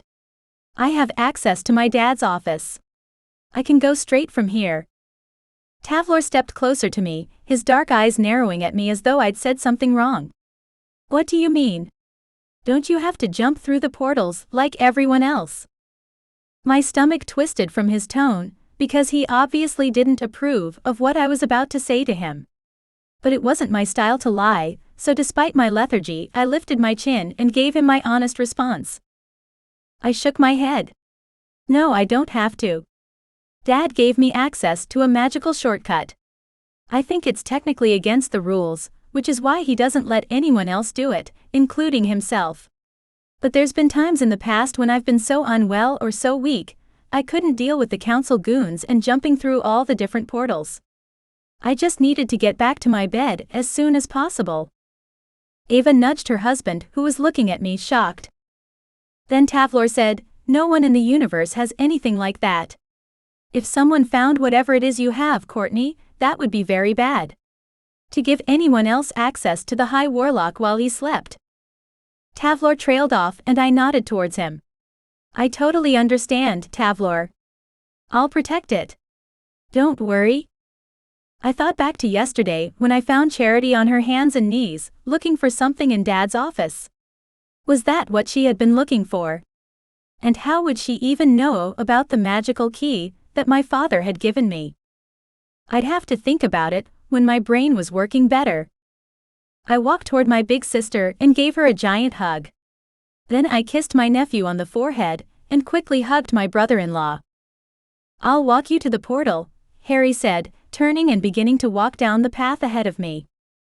Ava grimaced out a smile. At least he seems sorry for what he did. I sighed. Doesn't change anything. Even if I had felt a strange sort of connection with Harry the night I'd met him in that human bar, I'd been ready to go home with him if he'd asked me to, which he hadn't. But those feelings were gone now. Gone forever. Another thing the council had ruined. Thanks for calling me here, I said to Ava. If his potion has undone all the damage the original poison did, I'll be good as new soon. Go rest, Ava said. I'll come by in a few days to see how you're doing. Sounds great. I smiled at Tavlor, then headed down the path through the woods once more. Where had Shadow gone? And what was I going to say to him now? Chapter 7. Harry wasn't hiding the way I assumed he might be. He was standing by the portal, his hands thrust into his pockets and his eyes on the grass at his feet, looking to all the world like a lost boy. I almost felt sorry for him, but then I remembered what he'd done to me, and that sympathy disappeared like it always did. I pursed my lips, taking him in. Was he really my age? I would have thought he was closer to 30, with his wizened eyes. There was something about him that seemed to know more than he let on, and unfortunately for me, everything about him stoked my curiosity. I stopped walking when I stood in front of him, at a loss for words. He must have been as well, since he wasn't speaking either. I wasn't sure if the silence was awkward, but it definitely wasn't comfortable. I searched my mind, trying to figure out a way to push through this moment, to fill the silence without sounding like a complete moron. I better go, I told him, gesturing to the portal. That was relatively safe. At least I thought it was. The key for my father's apartment lay around my neck in a small crystal, hanging on a chain. No one would notice it unless they knew to look, and even then it was just a necklace. I'd never told anyone about my shortcut back to our dad's apartment, and after Tavlor's warning, I wouldn't again. Harry looked up and met my gaze, and in his eyes I saw a burning need to tell me something. I stiffened. My feet rooted in place. Was this part of his strange magic? How was he able to render me so completely useless with a single look? What is it? I asked after more silence and time had passed. I hoped the annoyance in my tone hadn't bubbled up, but I detected a sharpness to my voice I couldn't take back now. Oh well. Finally he said, I owe you a life, Courtney. His words were surprisingly solemn. For someone who seemed to have mischief living in his eyes, the fact that he was so serious threw me off. I know you don't want my help, but you have it. I'll be there for you, I promise. Just ask. If, and when you're ready. I shivered as a wave of heat passed over my skin. I could feel the magic of his words in this place. The Fey world added weight to his declaration. It was like he'd bound himself to me. I stepped back. I wasn't sure how I felt about that. There was too much power, too much expectation. I couldn't have him beholden to me in that way. Sure, he definitely owed me, but more in the sense that I'd ask him for a favor in the future, maybe. I didn't want him hanging around me indefinitely, just in case I needed him. Already his presence made me feel uncomfortable. What sort of life would that be for him or me? You already saved Bella's life, I reminded him, feeling uncomfortable with the amount of emotion I could see in his eyes. The amount of truth in them. And you've cured me. I don't want you to be beholden to me, Harry. I release you from whatever this is. I gestured between us. That sort of pressure wasn't right, and he didn't deserve it. Charity, yes? Him? No. Harry reached into his pocket and pulled out a silver bracelet. I was immediately drawn to the large links and charms that hung from each one. I couldn't look away from it. Wow, that's beautiful. I made it for you, he said, opening the clasp and holding it out for me. Made it. The fact that anyone could make something as beautiful as this for me boggled my mind. I knew what I was worth, but the craftsmanship that went into this clearly took time, and the way it glimmered just so in the light. May I put it on you? He tilted his head to the side, and although I couldn't be sure, his tone sounded shy. Like he wasn't quite sure what to expect from my reaction. This time I didn't hesitate, though I probably should have, and put my arm straight out for him. Harry clipped the bracelet on. The silver lay warm and heavy against my skin. It tingled against my flesh.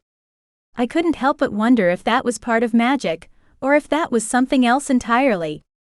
I stared down at the charms, running my fingers over each one. There was a tiny cat and a witch's cauldron, a tiny book and a sparkling diamond. It was beautiful. Is this a gift? I asked, amazed that he would give me such a thing.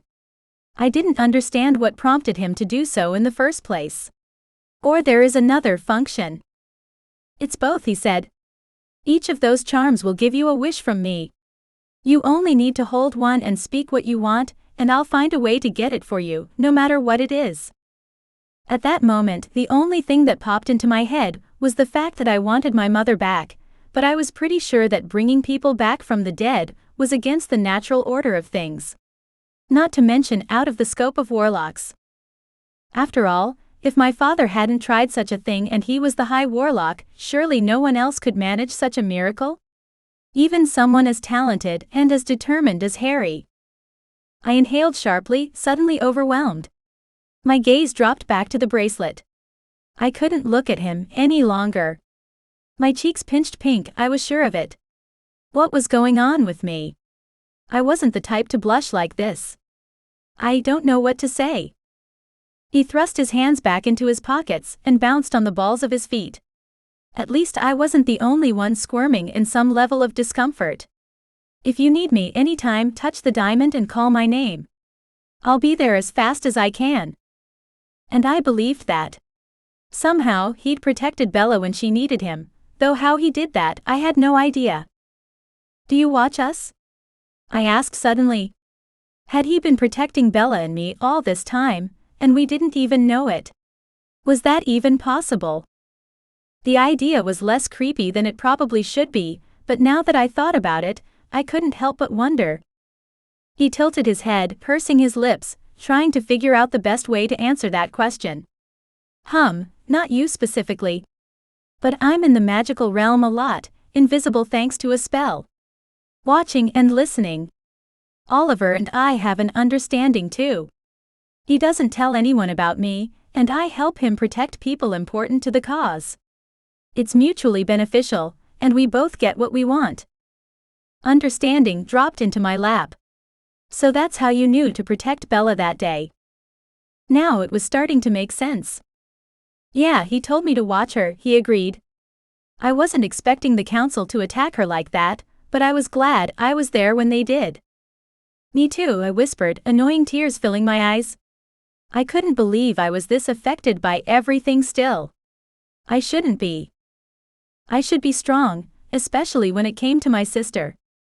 But it was difficult, knowing how close she had come to death. I blinked the tears away, hating the weakness. I coughed roughly to clear my throat. Bella is very important to me, so thank you for saving her life.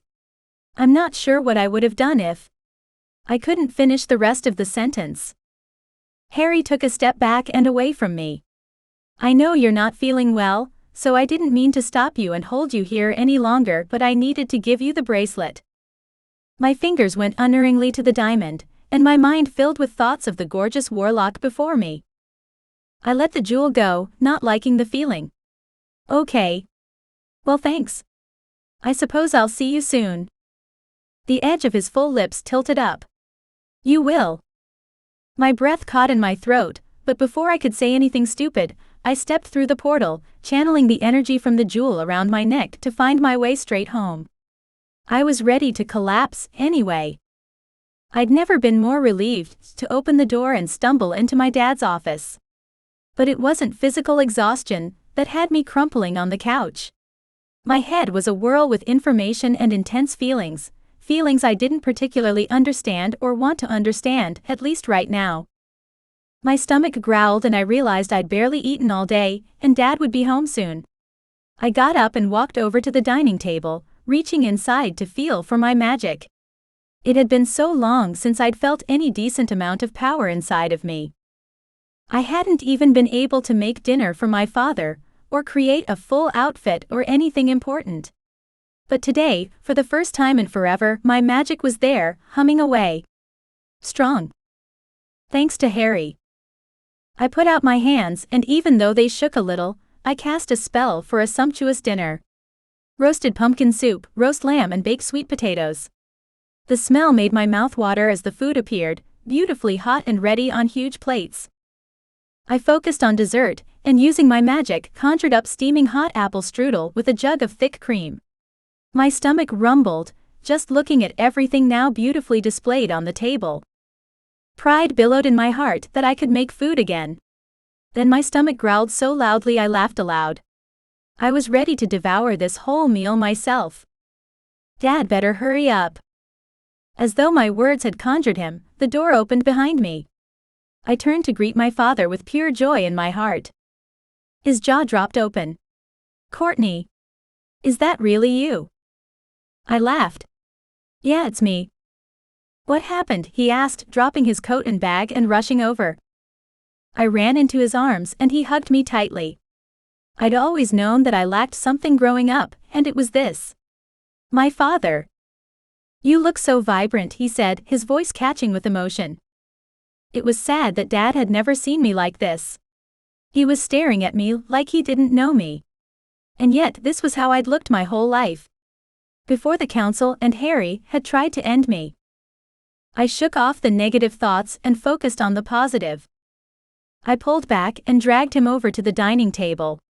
I made dinner. Let's eat, and I'll tell you everything. And I did. Over the hot, decadent meal, I told him.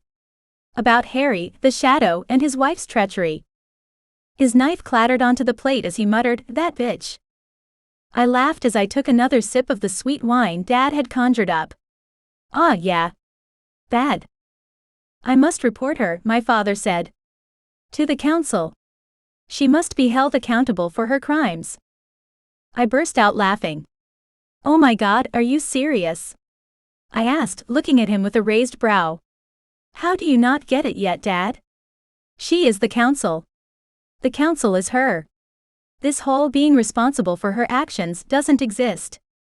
No. My father shook his head, still in total denial about the people he worked with. Lived with. Trusted. Why he trusted those people after everything he had experienced, I had no idea, but apparently he still did. I wasn't sure whether to be annoyed by his naivety or sympathetic for his belief in people. Dad. I sighed. How can you still believe there is any good left in the council? They tried to kill Ava, they sent an assassin for Bella, and now this. I mean this with all due respect, but are you blind? Or just foolish? I threw myself back in my chair and crossed my arms over my chest. My father didn't speak. In fact, his silence was louder than anything he could have said. He was still loyal to the council, and as High Warlock, he was responsible for everyone in the realms. I stood up and slid my chair back, the wood making a scraping sound on the floor. The frustration and anger were building in my gut, making a hot wave wash over me. Dad, I know you grew up here. These are your people. But it's time you got with the program. Tavlor and Ava are changing the Shifter and Fey realms one person at a time. Ava's smashing through the council's walls and glass ceilings, and you're just sitting there doing the same thing you always have. He stood up, his posture straight, his shoulders rigid just like his beliefs. This place is my home, Courtney, and I do the best job I can. I'm trying my best. I scoffed at him. Your best? You're still following their rules. Believing their bullshit. They've tried to kill all 3 of your daughters multiple times and you're still working with them. Dad threw his hands up in the air. What do you expect, Courtney? I've made Ava my heir. I've protected the Shifters and Bella. I'm fighting tooth and nail every day just to hold on to my position. What else can I do? My teeth cracked as I clenched my jaw hard. I took a moment, breathing in and out of my nose and trying to control my temper. I didn't snap, but it was damn close. I unlocked my jaw and managed to say, Father, I need to be frank because you're not getting it. You need to fire the whole fucking council. They all need to get tossed out of power. Now. We need a new council. One that is elected. One of the people. One with Fey, Shifters and half-breeds. My father's shock was obvious in the widening of his eyes and the slight parting of his lips. But then just as quickly, his eyes became darker and his jaw clamped down. And there it was. My stubborn streak, staring me directly in the face. It was a shock, to be honest. I had seen hints of both parents in my sisters, but never had I seen myself in my father. Until now. If the circumstances were different, I'd probably start laughing. That's never going to happen, Courtney, he finally said, his tone resolute. I shook my head, sadness sweeping through me. Of course it won't if the High Warlock doesn't believe it will. I turned and walked away from him then, going into my room and shutting the door. But what he didn't realize was that I was just as stubborn, if not more so than him. Years with my mother hadn't taught me to rein in my temper like my father had obviously been schooled to. I was angry. This world was unfair and the people who were in control of it, the council, were dangerous. And if my father, who had all the supposed power, wasn't willing to change it, then I would. Chapter 8. I woke up the next morning and prepared myself for the onslaught of horrible feelings that had been plaguing me for over a year. Headaches, muscle aches, nausea and mood swings. And that was just in the morning. But as I slowly stretched my arms above my head and opened my eyes, I gasped. I was warm. I was pain-free and my head was clear. It was like a dream, except it was real. Oh. My God. I jumped out of bed too fast, stumbling in my haste. I immediately expected to feel the roll of nausea, or the spinning type of dizziness that came with moving too quickly nowadays. But instead, I felt nothing but the buzz of good health and energy. Holy shit. I have to tell Clarissa. Getting dressed was the first thing to do before I could go and visit my cousin, but how to do it this morning? I glanced towards my wardrobe that was full of clothes that Ava and Bella had made for me. Was last night a fluke? Had my magical strength been a one-off? I pressed my lips together, anxiety skimming along my nerves. I wanted my magic to work more than I wanted practically anything else. But it hadn't functioned properly in so long, I was afraid to try again. I didn't want to be disappointed, and I definitely didn't want to let anyone else down. It wasn't just me that was affected by this. My sisters, Harry, even my father. I took a breath, trying to control myself. I was excited, certainly, but I needed to think for a minute before I jumped into things. I glanced down at my silver bracelet, hanging warm and jangly on my wrist. The reminder of my cure, and my run-in with Harry, was the boost I needed. Don't be a chicken. Go for it. Power simmered within my chest, the sensations making my fingertips vibrate. I closed my eyes and imagined an outfit. Ripped denim jeans that fitted me well. A white loose t-shirt with a silver diamond pattern on it. And boots. Always black leather boots. When I opened my eyes and glanced down, the outfit I'd envisioned was fitted around me. I squealed with delight and jumped up and down. Yes, yes, yes. Dad didn't come running to see what the commotion was about, so he must have already left for work. Happiness bubbled inside me as I rushed into the living room and made myself a quick breakfast, toast, and an on-the-go cappuccino. Next stop, Clarissa? I took a few bites of my toast, grabbed my travel mug, and rushed to the door. A jump through the portal to the Adonolfi family realm had me landing on gravel that crunched beneath my boots. I hurried up the path towards my cousin's cottage. It was difficult to contain myself. I wanted to skip, to sing, to run, but I had to relax or else I was going to scare everyone away. The sun was shining on my face, and I tilted my head up to receive the warmth. I hadn't felt this good in so long, I barely remembered what it was like.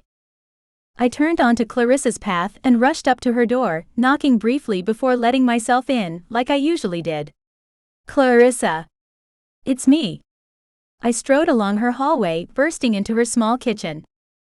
There, sitting with my cousin at her dining table, was Harry. The happiness in my heart dropped into an acidic swirl in my gut. I narrowed my eyes, trying to figure out what was going on. What the hell are you doing here? Clarissa got to her feet, her jaw dropping as she stared at me. Courtney. You look amazing. I nodded towards Harry. Yeah, well, it's no thanks to him. Clarissa rushed over to me, grabbing me in a huge hug. You're well. I can't believe it. I hugged her back, most of the happiness in my heart now sucked out by the fact that Harry had infiltrated my secret home. When Clarissa pulled back, I turned to the shadow again. Seriously. What are you doing here? Harry stood up from the table, looking far too handsome and brooding with his gorgeous dark hair and solemn eyes. Ava reached out to Clarissa in regard to the treatment I gave you yesterday, and your cousin wished to speak to me as soon as possible. Clarissa beamed, her smile huge. I've been so depressed lately, sure that I'd never be able to help you. Then Harry contacted Ava, and you look amazing. I've never seen you look so healthy. I'm so happy for you, Court. I crossed my arms over my chest. That's because you didn't meet me before I was poisoned. I always looked like this, didn't I, Harry? After all, he was the one who'd picked me up and fed me that crap at the bar in our local town. Clarissa glanced from Harry to me, then back again. I'm missing something, she said, her voice flat. Yes, you are, I told her, pointedly looking at Harry. Care to explain? Clarissa asked with a sheepish smile on her face. Harry continued to keep his eyes on me in the most unnerving of ways. He inclined his head. I should go. I have a meeting with Oliver today at his old shop. Distracted for the moment, I couldn't help but ask, how's he doing since the council blew everything up? He's rebuilding, Harry said as though that explained everything. I believe he still stays with Bella on occasion, but he has a new apartment, and his shop is coming together nicely. He nodded his head at Clarissa, bid us goodbye, and headed to the door. Coward. I shook my head.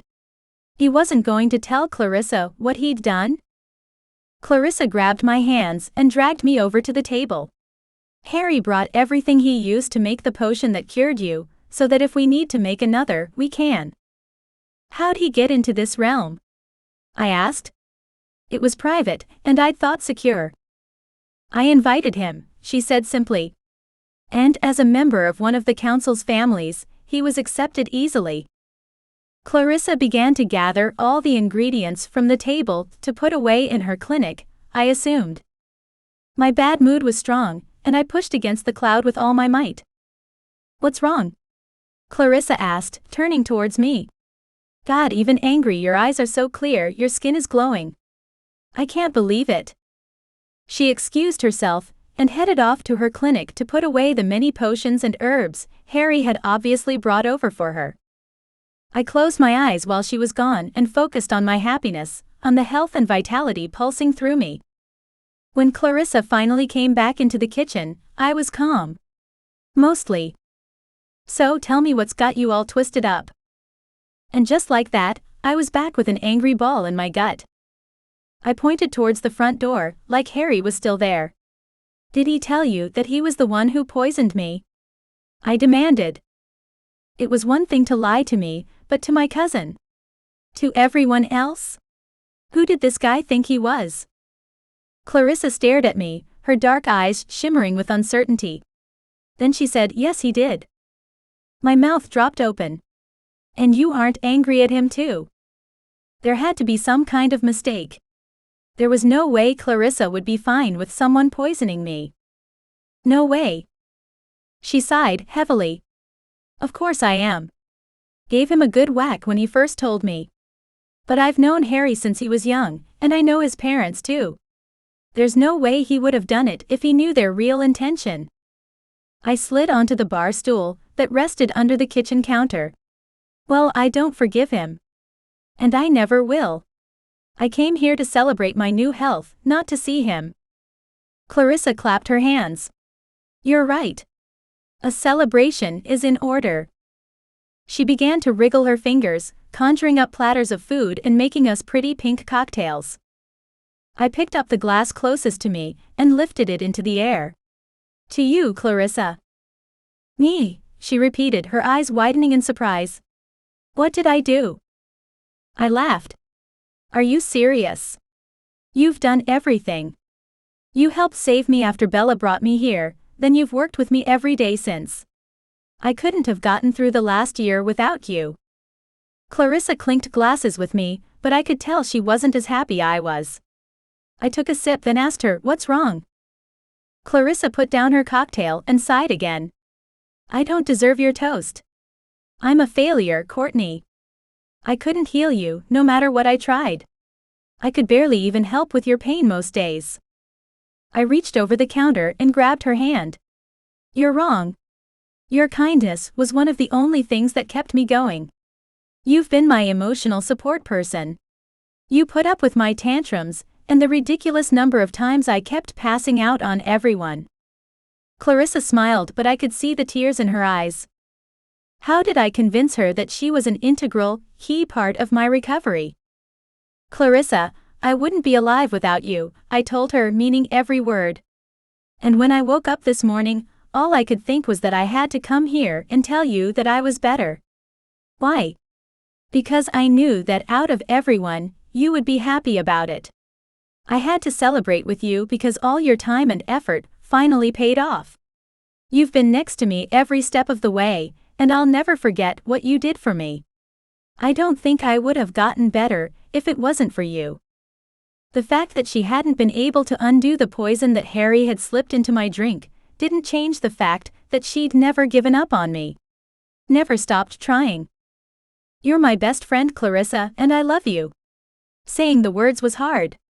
My mother hadn't been particularly affectionate or free with her praise. But as Clarissa smiled at me, I knew it had been worth pushing myself to say things I normally didn't do. "Eat," Clarissa said, gesturing to the platters in front of us. "And tell me all about what you did to Harry when you found out what he'd done." Chapter 9. My next step was revealing the new me to Bella, which was more showing her that I was back to my old self. Then finally, I headed home again where I could finally relax. I was exhausted from the sheer amount of people I was speaking to, and the energy it required. As excited as I was to show them I was healed, it took a lot of energy simply to be happy and bouncing around all the time. I needed rest, or I was going to poison myself again. I decided I would put myself to bed early, had a long hot shower to ease the tension out of my body, and crashed the second my head hit the pillow. I couldn't stop thinking about Harry, the shadow, and what he'd done. My fingers went straight to the bracelet on my wrist. The silver was always warm, and the charms curled into my hand, reminding me of its presence. I wasn't tempted to call on him, not exactly. But knowing I could whenever I wanted to, was comforting in a strange way. My fingertips reached for the diamond, a strange urge to call to see if he would come passed over me. Was this another pretty lie he'd told me? Another way to make up for what he did? Or did he actually mean what he said? And did I care? But even if I wanted him to come, there was no way he would be able to reach me here, in my father's private realm. Could he? What was the extent of his powers anyway? Were there limits? A small part of me wanted to see, to test him out. But a larger part of me told me not to. To save the diamond for a time I might need him. After all, if I was going after Charity, I might need him for safety in the future. I closed my eyes, rolled over and went to sleep. The next morning, I woke up with a mission filling my mind and heart. I wanted revenge on Charity and the council for everything they'd done to me, my sisters, and my mother. Our mother had loved our father and fled the magical realm to save her own life. Ava had been imprisoned, had to escape and hide, and would have been killed by Charity if she hadn't had a protection spell save her. Bella and I had been attacked in the library, and Bella had almost died fighting for the right to marry the man she loved. They'd poisoned me and I'd almost died. Enough was enough. They needed to be taken down.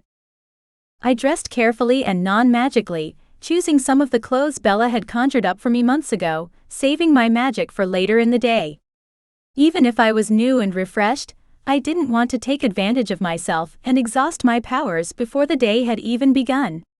My body needed time to adjust to everything anyway. I could go slow. I was still healing after all. When I entered the living room, my father was sitting at the table eating breakfast.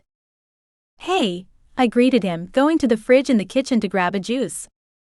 "Good morning," he responded, though his tone was stiff. I jumped straight into the conversation I wanted to have with him, regardless of his current mood. "Do you know where Ava is at the moment?" I asked. "I want to have a chat with her, and maybe Bella too, today. It's kind of important." My father leaned back against the chair and looked up at me. "Bella is working at the library, I believe. Ava and Tavlor are coming here for a meeting around lunchtime." "So Ava was coming here? Perfect.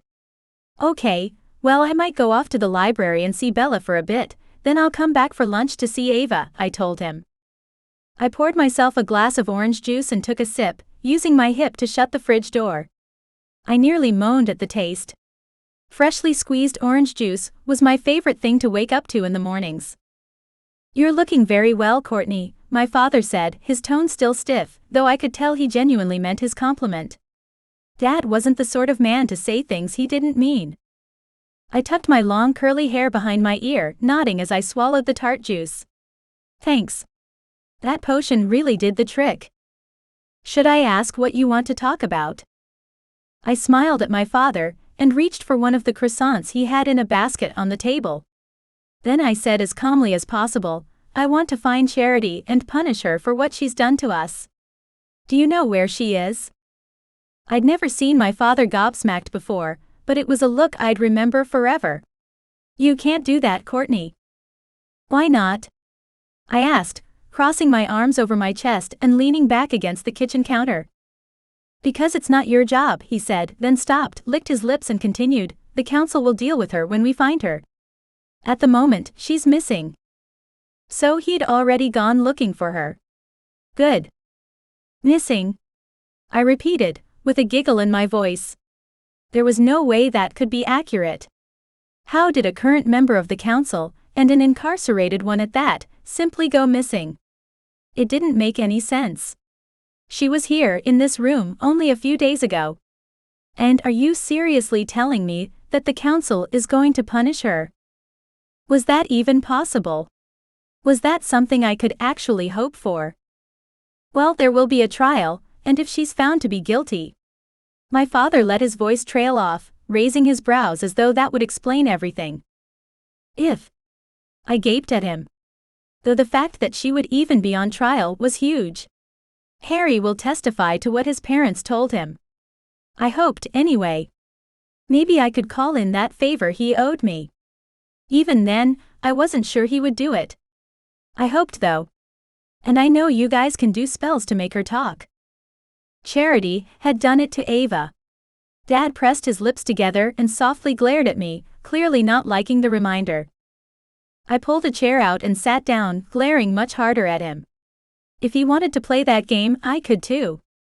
And I would win because I was better at it. Are you seriously upset about the fact that Charity needs to be found and held accountable for her actions? He shook his head. No, of course not. I have no affiliation with my Charity any longer. I lifted my hand and waved it at him. Then what's with the face? You look angry. He stopped and pressed his lips into a thin line again. I didn't really know what was going on with him, and I didn't want to hazard a guess. Because at this point, I was likely to jump to the conclusion that he still had feelings for his wife, and even though she'd tried to kill us, he wanted to protect her.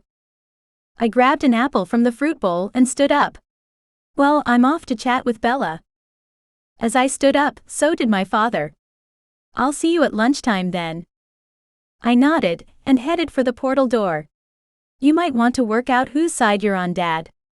I know you're the High Warlock and feel loyal to the Council because of everything that's happened in the past. But things need to change, and my sisters and I are here to see it happen. His eyes widened, then he nodded. I didn't know what he was feeling or thinking, but I could see the tension in the tightness of his jaw and the darkness of his eyes. Bye. I headed out so he could work out what he wanted to say when I came back. I wasn't in the mood to wait, and I didn't want to fight. I went the traditional way, through the many portals, and out the front door of the council building. I tried to pace myself. I didn't want to rush, but I also had more adrenaline coursing through my system, thanks to this new information that I needed a productive way to filter it out. Still, it was important to make sure I didn't push myself too hard. As I walked along the streets towards the Magical Academy and the library where Bella worked, I thought about how similar my middle sister was to our father. Ava and I were a lot more like our mother. Same strength and loudness. Bella had always been our shy bookworm, though she'd shown her strength when she'd brought me to the magical realm and saved my life. Our father had a similar aura to Bella, and I didn't want to underestimate him. But he didn't want to hunt down and punish his wife, and I didn't understand it. Why wouldn't he? Ava had said that Dad had moved out of his marriage home before she'd met him years ago. And clearly, he had still been in love with our mother, considering he sired 3 children with her. Even if he didn't know about us, the fact that he kept going back to her after everything said a lot. That must have meant that his marriage had been a crappy relationship. Surely, that meant he didn't love Charity. Why would he be wanting to protect her, especially knowing her vindictive nature and the fact that she wanted us dead? It made no sense whatsoever. I reached the library, opened the large gate and headed inside the building. My heart pounded a little harder as I walked along the hallway and opened the doors to the library. I had to stop for a minute just to catch my breath. So much for not pushing myself. Part of me was still a little freaked out by the library where Bella and I got attacked, by a council assassin no less. Bella hadn't been tainted, and she was the one who'd fared the worst. No, not my quiet bookworm sister. She'd come straight back to work while I'd avoided this place for ages now. It was a while ago, but I still dreamed of it sometimes. Unfortunately, being sick and weak and having to run for my life while my sister fought a man set on killing her still haunted me more than I cared to admit. But I couldn't let that shake me. Not today. Today I felt healthy and strong, and even though my stomach trembled with a touch of fear, I lifted my head and smiled when I saw the librarian. Hi, Hillary. How are you today? Courtney, she asked as though she didn't recognize me. I grinned at her. Yep. It's me. Is my sister here? You look fantastic, she said, smiling at me as she pointed to the other side of the library. Bella is putting books away in the potions section. I wasn't sure where that was, but I'd find it. Thank you. I turned and started walking in the direction Hillary pointed. Bella walked out with a pile of books in her arms. Her jaw dropped. Court. I laughed, almost getting sick of people's reactions to how I looked. At least it was positive. Yeah, I know. I look better. Better? My sister whispered. You look beautiful. She put her hand to her mouth and tears filled her eyes. I rushed over to grab her in a quick hug. Hey, it's okay. All good. Bella nodded, gulping down her tears. Hillary, do you mind if I take a 10-minute break? Sure, Hillary said. Have 20, as long as you promise to go get me a coffee from the Black Cat. Bella smiled. Sure. She grabbed her purple Hessian bag, and we headed out the door. I could breathe a bit easier outside of the library, and realized that was a fear I'd need to face another day. Let's go get Hillary a coffee, and you can tell me what happened. I filled Bella in on Harry and the potion, and when I finished, she was gaping at me. It was the same Warlock that saved me that day? Yeah. They call him the Shadow. Bella picked up Hillary's coffee from the barista, and we started to walk back to the library. Well, next time you see him, please thank him for me, Bella said. I know he did something truly horrible to you, but he saved my life that day, Court. I was dead for sure. My throat tightened with emotion, and I nodded. I'll tell him. When we stood in front of the library once more, Bella stopped at the gates. I need to get back to work, but thank you so much for coming to show me how well you are. I'm so grateful. I opened my mouth to tell her about my plan for charity, but since I didn't have anything figured out past my desire to get revenge, I closed my jaw again. Is there anything else? Bella asked, blinking at me. I shook my head. No. It's all good. Just wanted to pop in and say hi. Bella was all smiles. Okay, cool. See you soon? I nodded. Definitely. We have to organize our big birthday party. Bella rolled her eyes. Oh, don't remind me. She waved and headed off into the library. My bookworm, quiet sister. A huge party would be the last way she'd want to celebrate our birthday, but it would be a great place to interrogate the council and maybe draw out my evil stepmother.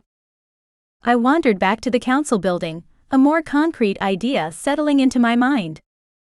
I needed to catch a spider and all the flies in her net. Chapter 10. Despite the fact that 3 people sat at the dining table when I arrived back at Dad's apartment, the room was completely silent. It was almost eerie as I stepped inside and glanced around. What sort of game was this? No one even glanced in my direction. What was going on here? I shut the door and cleared my throat. Hey guys. Sorry I'm late. Took a bit longer with Bella than I thought. The words said at my normal tones sounded like I was yelling in the silence. My words clashed heavily against the stillness.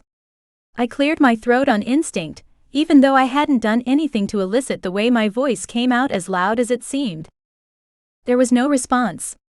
Ava didn't even turn her blonde head to greet me. Something's wrong here, but what? I crept over to the table to find my father, sister, and brother-in-law, all frozen in time. Literally. Their arms were stuck midair, reaching for a glass or picking up utensils. They weren't moving.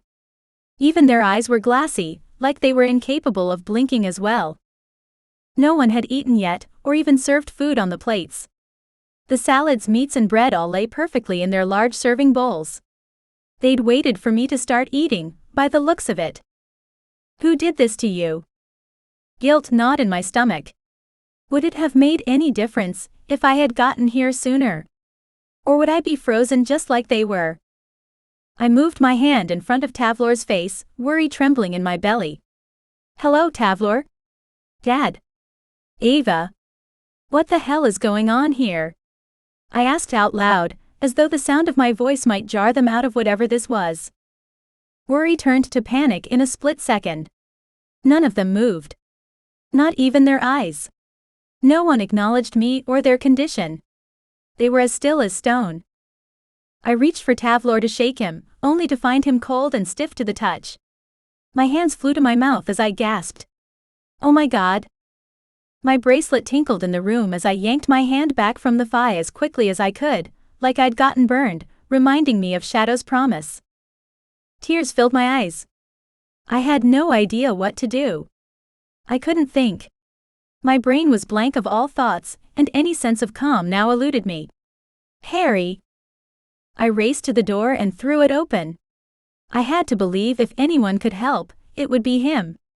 I didn't understand why I was putting so much faith in him when he had harmed me before, but I also reminded myself he was the reason I was alive and well too. And even though I was still angry about the situation, that had to mean something. My eyes searched outside the door. The portal whirled in silver and white light, but I wasn't going to travel to him, he was coming to me. How, I wasn't sure. I didn't understand the type of magic he possessed, only that it was powerful, and he could wield it in a way I hadn't expected. I doubted the council would let him through the normal way.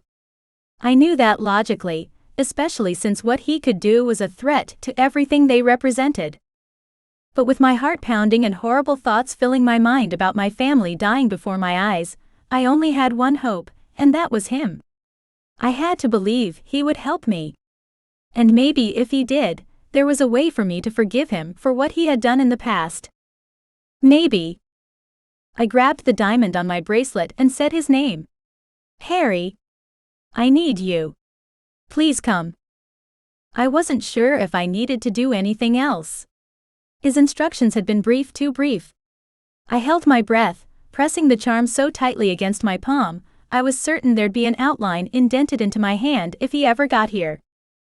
The diamond began to glow with an intense yellow light, like the sun. I lifted my hand to shield my eyes, then the portal began to move and shift. I stared at the silver shimmer, waiting for a miracle. Harry stepped through the door and a tear leaked out the corner of my eyes. You came. He glanced around. Yeah, that spell is powerful. I didn't even have the choice to come, I was just transported here. And by the way, where is here? Harry began looking around the office, when his gaze landed on the dining table. What the? I raced over to my family. You're in my father's office. Our apartment. We live here. Or Dad and I do anyway. But that's not important. The important thing is that they're under a strong freezing spell.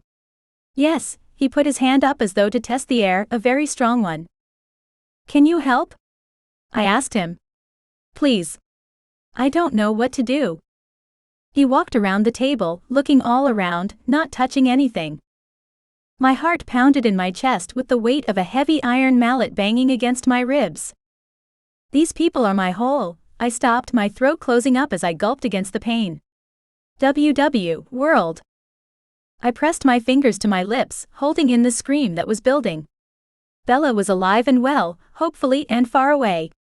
But these three people before me were my life. It was difficult for me to get the words out, to truly explain how much they meant to me. I hoped he understood. They aren't dying, he said firmly. It was almost like he was trying to snap me out of my haze, which I appreciated. I needed someone to help me see through this, not coddle me right now. So we have a moment to think. Does your father keep his spellbooks here? I nodded, pointing to the library wall behind him. Over there, I said. A fleeting thought filtered through my head about trusting Harry with the spellbooks in the first place, but I banished it instantly. If I was going to trust him with this, I had to put my faith in him completely. I couldn't keep being suspicious, or this wouldn't work. Everything. I wasn't a scholar, not like my sister. Maybe Bella would know what to do, how to help. Should I call Bella? She might know where to find what you're looking for. In fact, why on earth hadn't I thought to call her first? Harry ran his fingers along the books, pulling out a large dark tome. No. I've got it. All good. He pulled out the book, flicked open the pages, and began reading. I began to pace, wringing my hands like some old worrywart. I should get Bella. She's so much better at this than me. No. No. I've got it. Come here, Harry called me over and pointed at the page. I read it quickly. It needs a lot of power.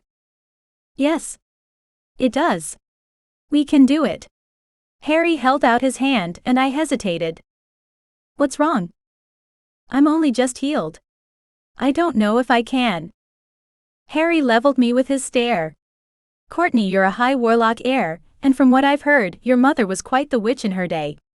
I've seen what Ava and Bella can do. It's your turn. He was right.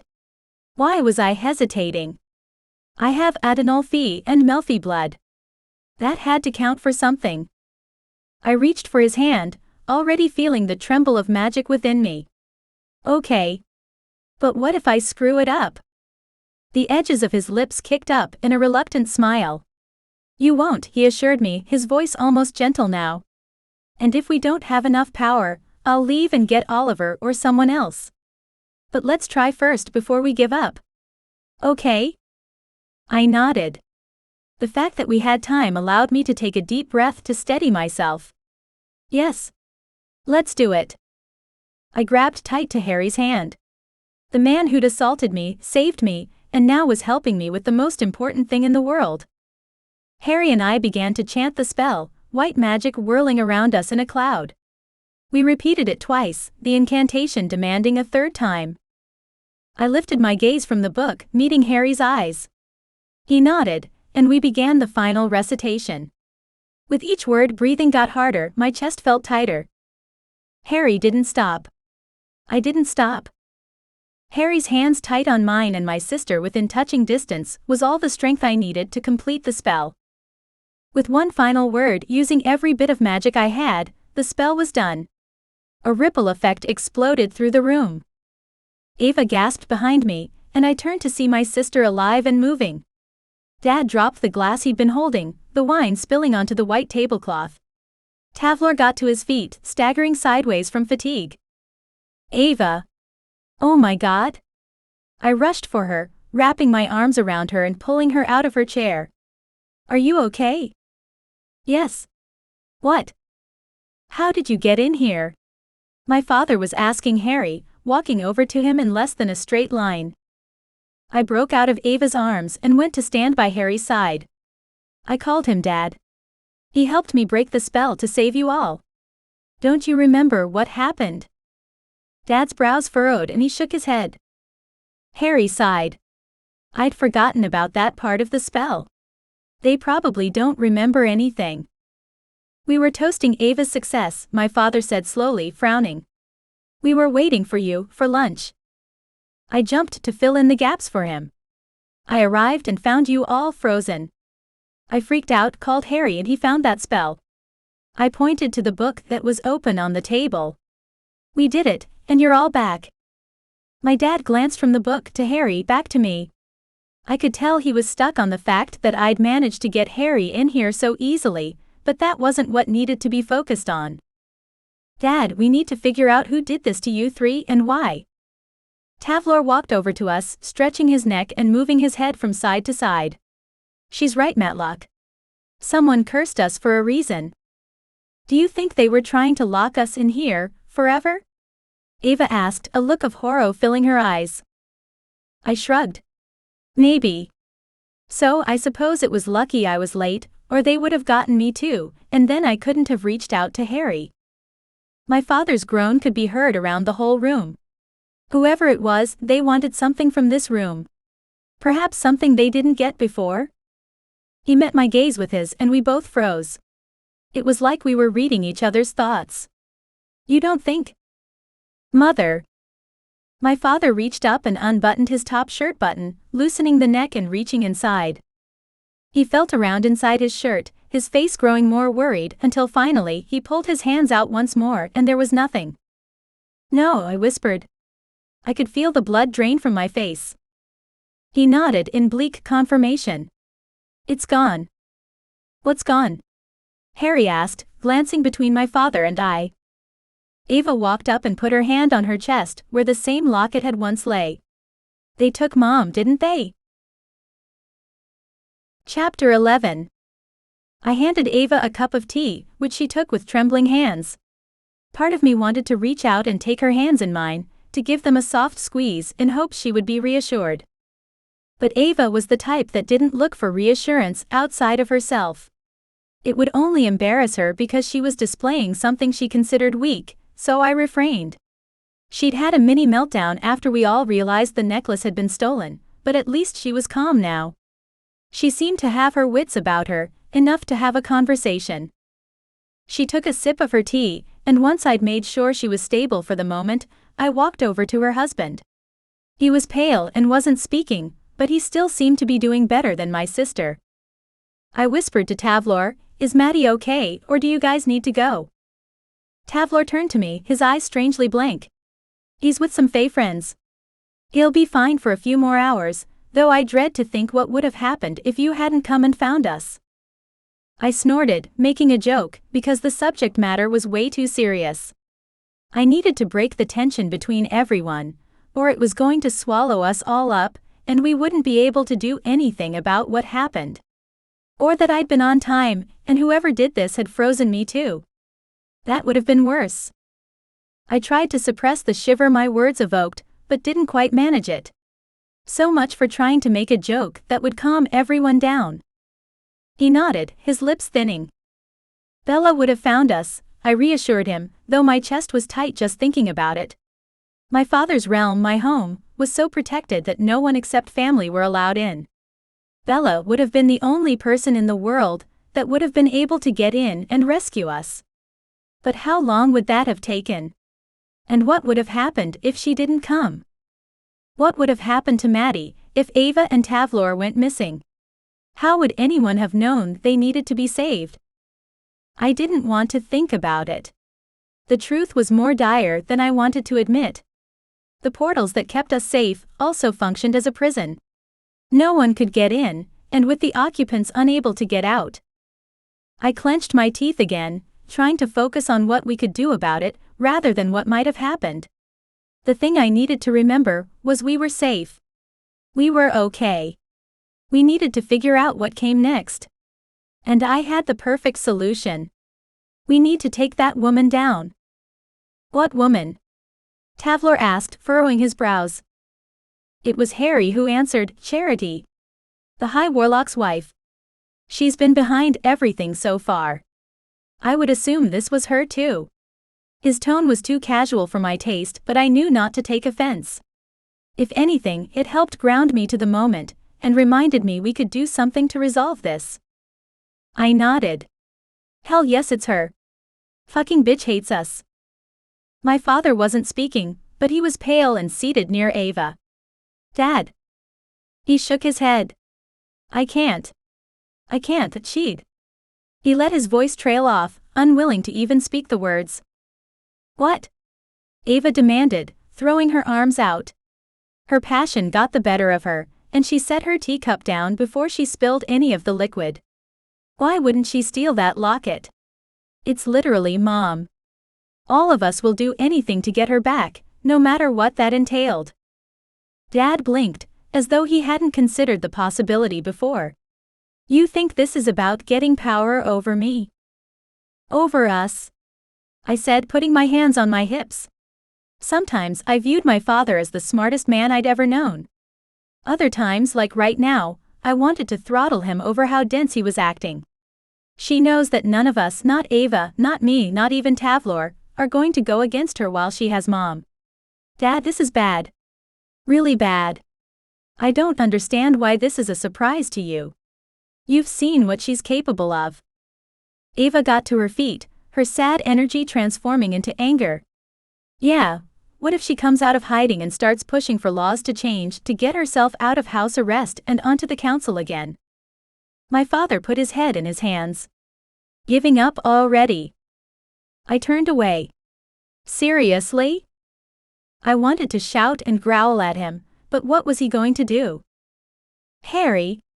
I called out to where the Warlock was sitting in the far corner of the room. He hadn't left, but he'd been respectful of my family dynamic and left us to our implosion. He got up and walked closer to me. Yes. What can we do? Can we do a locator spell on the locket? Or on Charity herself? How do we get it back? Harry inhaled sharply. I don't mean to be nosy, but knowing this will help me give you the correct response. When you say your mother is literally inside the locket, you mean her essence, I answered, not even bothering to look at my sister or father as I told him. Her soul. We'd never told anyone else the truth about the locket, but it was too late to hide the importance of it now. And honestly, maybe sharing the information could help get her back in some way. Ava moved closer to me and took over telling the story. The day Mother died, she gave me the locket and spelled her soul into it, she explained. When I wore it, as long as I was in a magical realm, I could hear her speaking to me. Inside my head. And now it's gone. There was obvious guilt in her voice. This time nothing stopped me from taking Ava's hand. I refused to let her bear this burden on her own. It wasn't her fault. Harry tilted his head towards Ava. Do you mean you heard her memories inside your head? Things she told you when you were young? He asked curiously. Ava frowned at him, shaking her head. No. I mean, she literally spoke to me. Responded to what I said. Had conversations. Gave me advice. All about what I was going through in the present. Harry's jaw dropped, then he slowly turned and stared at the High Warlock. You. She. That is very powerful magic. We all turned to look at the High Warlock, whose cheeks were slashed with a heated blush. I turned back to Harry. What are you trying to say? Harry and Dad were staring at each other without speaking, and I couldn't read the vibe at all. I didn't get it. Frustration started prickling at my skin. Why couldn't they give some kind of hint as to what this all meant? Please tell me what's going on. No one was breaking. The room was filled with silence. Finally, I grabbed Harry's arm. Tell us what you're thinking. Harry gestured to my father. We all turned on him, and finally, the High Warlock spoke. The magic your mother used to save herself, the true essence of her in that locket is ancient magic. Powerful magic. Harry is right. So? I demanded, flicking my free hand in the air in a dismissive gesture. Mother was powerful, we all know that. It's not that, Harry said quietly. Our father sighed. I didn't want to tell you before. I wasn't even sure if it was possible. What are you talking about? I asked. Father sighed. I really wanted all three of you together.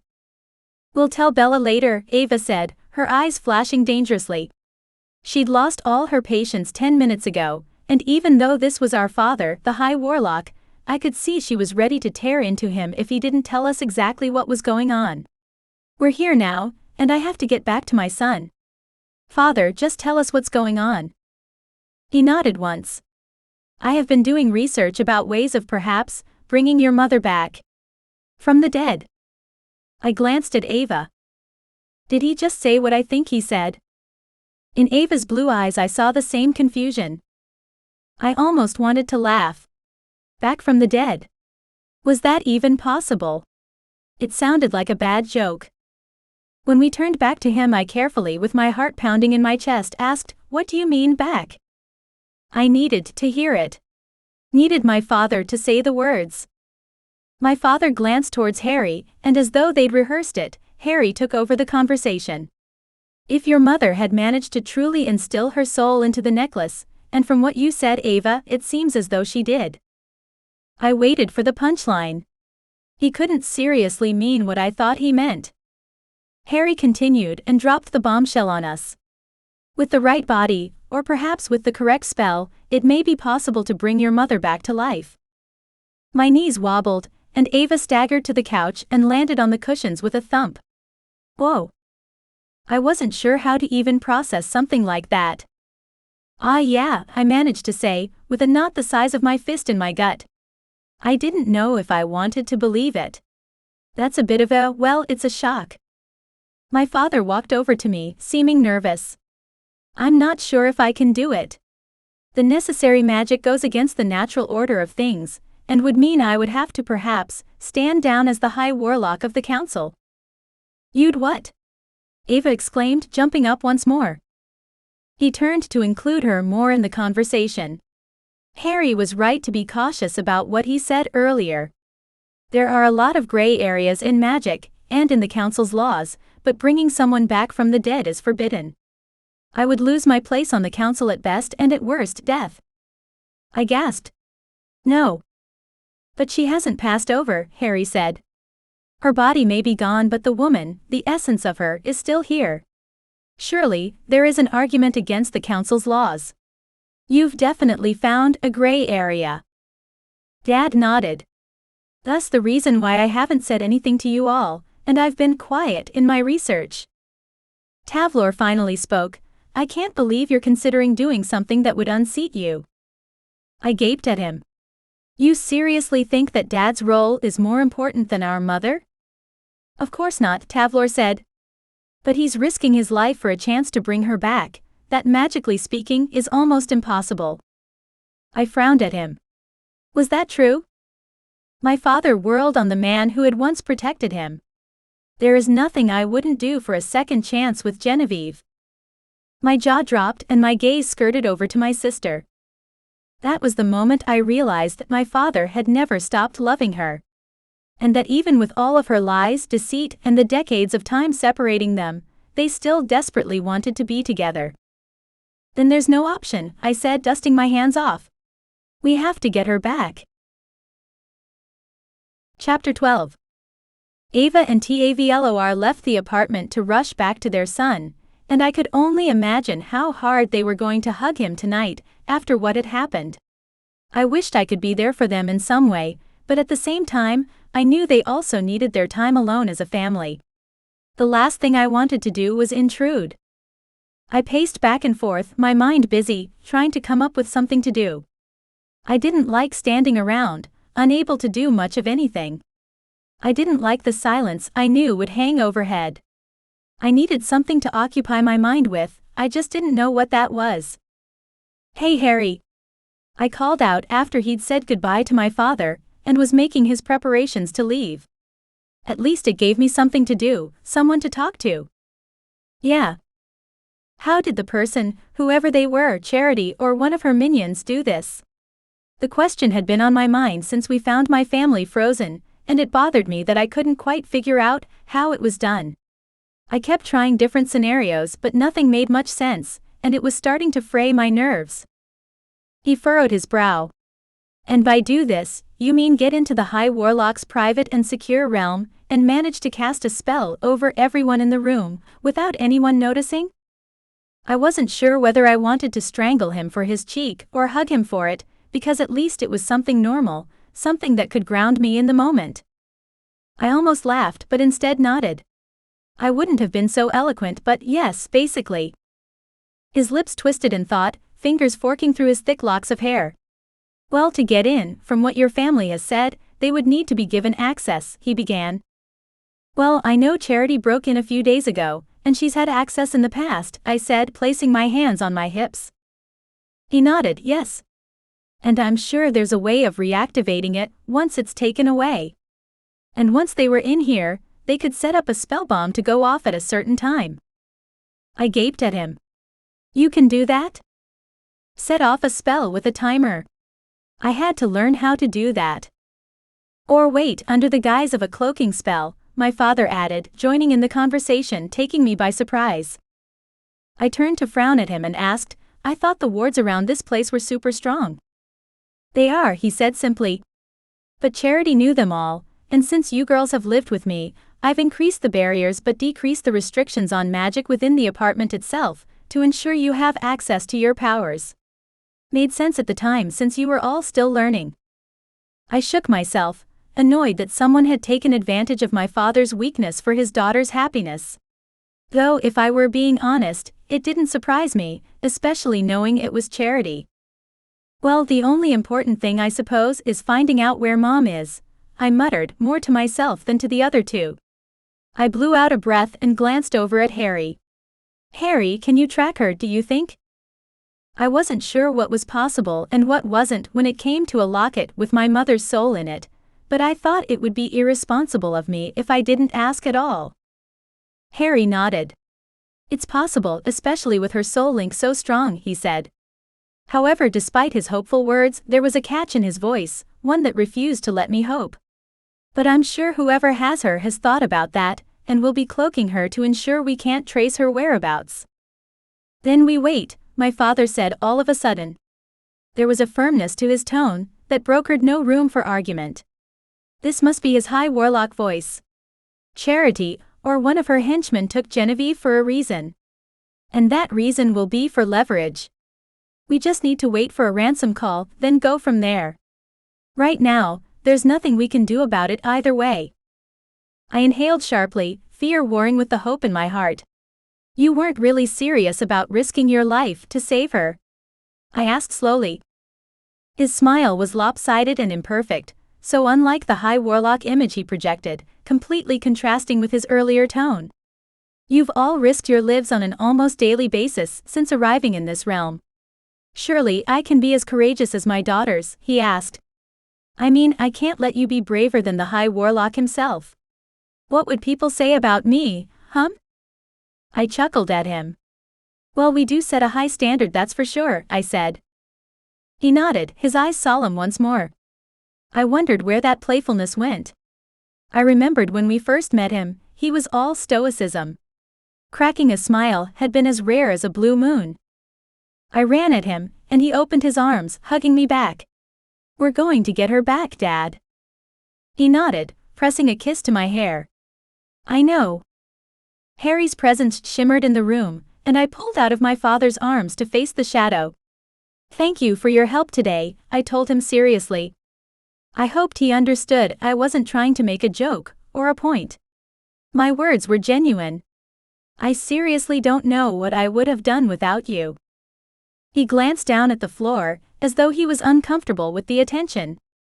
Or maybe it was me making an effort to be nice to him that was unusual. You would have worked it out yourself, he said before clearing his throat. Unlikely. No, I probably would have gone to get Bella, and God knows if she'd been able to help me with both of us freaking out, I said honestly.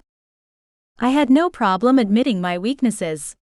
It didn't bruise my ego, especially when it was the truth. He lifted his gaze and smiled at me. Something warm filled my stomach, but I pushed it away. Now wasn't the time to look into that, not when Mother was still missing. Well, I still owe you more than this, so call me anytime you need me. He shrugged humbly. I nodded, trying to thank him with my smile, hoping he was able to read it. Harry nodded and turned to leave. Oh, are you okay to get out of here? I asked, refraining from reaching out to grab his wrist. Aren't the council going to get you? Harry grinned, a rare sight for the rather somber Warlock. I have a few tricks up my sleeve still. I'll be fine. He opened the door and disappeared before I could ask him if he was sure, offer him a place to stay. Maybe even make more of a fool of myself than I otherwise would have. However, I managed to hold myself back. Once the door clicked closed, I sighed, then and only then it was okay for me to collapse. I staggered to my bedroom door, managed to hold onto the doorframe and turn around. Are you okay? I called out to my father, needing to make sure I heard it one more time. Hopefully he wouldn't mind if I coddled him just a bit, especially since the conversation called for it. He waved his hand at me from his seat at the dining table. Go. Rest. I need a moment too. I nodded. Yep. See you later. I went to stagger into my bedroom, but since part of me felt like I'd almost lost everything today, I did something I'd never done before. I turned back and called out, Hey. Dad. Yes. I met his gaze with as much strength as I could. I love you. He turned in his chair and smiled at me. I love you too. So much. I returned his smile, then used my magic to virtually fly the last few feet across the room and landed face first on my bed. I buried my face into the pillows and groaned as pure exhaustion weighed me down. Memories of my mother began flickering behind my closed eyelids. She'd been so hard on me. So tough with my sisters. A great teacher. But so beautiful. So mystical. So strong. I'd loved her and hated her so many times. I now saw it in retrospect, with the mind of an adult. And my heart thumped harder and my throat ached with the need to cry. She'd loved us more than I'd ever thought she had. She'd sacrificed her whole life for her children. Not just her social life or her romantic life. She'd literally lost her life for us. To keep us safe. But now we had the chance to have her in our lives again. I'd be able to tell her how much I appreciated her giving me life. For keeping me safe from the council for so long. I rolled onto my back and wiped at the tears on my cheeks while I chuckled to myself. If they brought Mom back, she'd find 2 of her daughters married and a gorgeous grandson had been born. What would she think of our new lives? Of Tavlor and Christian? My eyes opened wide. Had it been her intention all along to come back? Had she known that someone, somewhere, would realize it was possible? If that had been her plan all along, then this could work. Surely she would have known exactly how to spell her soul, in a way that made it retrievable. I sat up and slipped my legs over the side of my bed, a new feeling buzzing through my system. Hope filled me up and made me smile. I had my health back and soon, just maybe, I might have my mom back too. Chapter 13. I allowed myself a day to get over the trauma of saving my family from a near miss of something horrible, finding out that my mother's soul had been stolen, and that my father was trying to bring her back from the dead. Talk about a big day. And that list of events didn't even include the fact that I was healed from the poison that had been plaguing me for over a year. A poison Harry both used on me and saved me from. I was allowed this time to relax as much as I could, given the situation. I slept. I ate too much chocolate and cake. Then I sat on the floor cross-legged, thinking about my mom. I didn't cry, though there was this odd pestering that told me maybe I should. Maybe crying would help release this tension that had been built up inside of me, but I couldn't manage to get it out. And I was in no mood to force it. When there was a knock at the door, I didn't open my eyes but called out, "Come in." Maybe I should have been more cautious, especially with evil roaming around, but I was exhausted, and I recognized the knock as my father's anyway. His chuckle echoed around the room. "You know I could have been anyone," he pointed out drolly. I shook my head, still amidst a fun childhood memory. "I don't think so. Not when you and Tavlor spent this morning reworking the wards and the security. I know you tried not to wake me, but I heard you both. So I knew it had to be one of you guys." He moved around the room, his footfalls echoing softly on the carpet. "Can I ask what you're doing?" I finally opened my eyes. "I'm just going over some old memories of my mom and sisters. After yesterday, I can't shake the feeling that she's still around and gonna kick our asses when she finds out everything we've done since she left." My father sat down on the plush purple armchair about 6 feet away. "I wish I'd known about you girls when you were growing up." I grinned at him. "And what would you have done? Left everything behind, and come to be with us in our secret, private, totally isolated realm?" My father's face rippled with emotion. A little hope, a little surprise. A whole lot of pain. The silence stretched and I couldn't handle it. "It's all good. Never mind." "Stupid question." "It's not stupid," he said forcibly. My gaze snapped to his, somewhat surprised by his tone. He cleared his throat, reaching up to rub the back of his head almost sheepishly, like he hadn't meant to snap at me. The thing is, my immediate response was yes. I'd give up everything to be a family with you. My stomach tightened, hit with my father's guilt and pain. I blinked, trying to understand. "But you hesitated?" he asked. He dropped his arm back to his side. "Yes, that's because I was simultaneously going through my mind back then and now. I tend to think before I speak, even when I know the answer. It's important that I convey it the way I need to, so there's no confusion. I was feeling a little stupid on the floor, but I stayed there because my legs were stretched and comfortable, and I was too lazy to pull myself up. And what was the response? I asked tentatively. I hoped there wasn't any hint of desperation in my tone. I didn't want him to get the wrong idea. He sighed, then rubbed his hands over his face in the most frazzled version of my father that I'd ever seen. I would have laughed if the situation wasn't so serious. I think back then I wouldn't have done the right thing, he admitted, his voice strained. It was almost as though admitting the truth was difficult for him to do, and I appreciated the effort. I was a fool. An idiot who believed in honor above all else. In my sense of obligation and duty. It's okay, I started to say, uncomfortable with the way this conversation had turned. I didn't think it was my job to reassure him, but I also didn't want him stewing in guilt the whole time either. It's not okay, he said. I missed out on my family. My love. Okay, I was getting uncomfortable again. I reached for a joke and a fix. Well, as someone who has never been in love, I wouldn't know. So how about a TV show? He tilted his head to the side. What do you mean? I mean, would you like to see what I'm seeing? You mean look into your memories? He asked, his voice showing signs of excitement that I'd never heard. I nodded, searching in my memory bank for a good one. Yes. You want to hold my hand and share? I hadn't done it before, but I was sure I could. Can you project them into the air, do you think? He asked as he waved his fingers in front of him. I nodded. I'll try.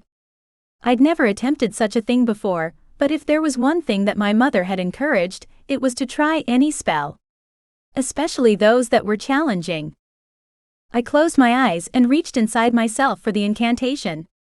My body tingled with warmth, as I felt the familiar swirl of magic settle over me.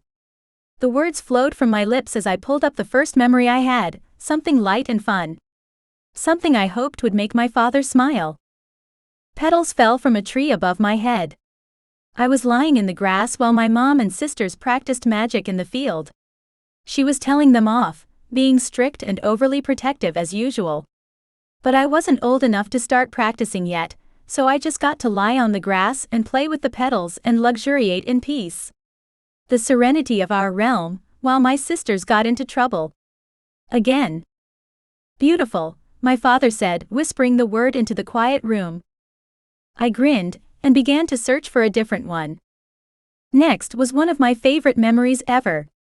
Mother had begun to weaken, though she hadn't told us. As far as we knew, she was just tired, which was uncharacteristic but understandable. We didn't really question her, partly because we viewed her as this strong, unbreakable force, but also because she refused to allow us to question her in the first place. She'd allowed us to climb into her bed and cuddle, something she never tolerated. Something that should have hinted what was to come, but we didn't quite register it, maybe the way we should have. I was cuddled into her side, feeling her warmth, and she was telling stories and casting spells to create tiny fireworks in the air for us. You look so happy, Dad said. I frowned, searching for one more memory. I wanted to share another happiness, but the recollection that rose into my mind was the saddest day of my life. There was my mother pale and frail in her bed, my sisters sobbing, my terror. The house I'd grown up in crumbling around us. I shied away from the memory, clenching my teeth, ready to push it away. Sorry. You don't want to watch that. No. Please. Show me. When I hesitated, he added, it might help me when I try to bring her back, knowing exactly what she did to save her soul. Against my own wishes, I pushed on. I focused on what Dad would want to know. The strange words I heard as she was dying. The spell she cast. Unfortunately, my memory wasn't focused on Mother. I'd been too worried about the shaking of the ground beneath my feet. The loud crumbling sounds. The terror I saw in Bella's eyes. Ava grabbing us and casting a spell to save us. Mother disappearing like a ghost right before our eyes. When the memory was finally finished, I forced my eyes open. My father was sitting on the floor not far from me, his eyes filled with tears.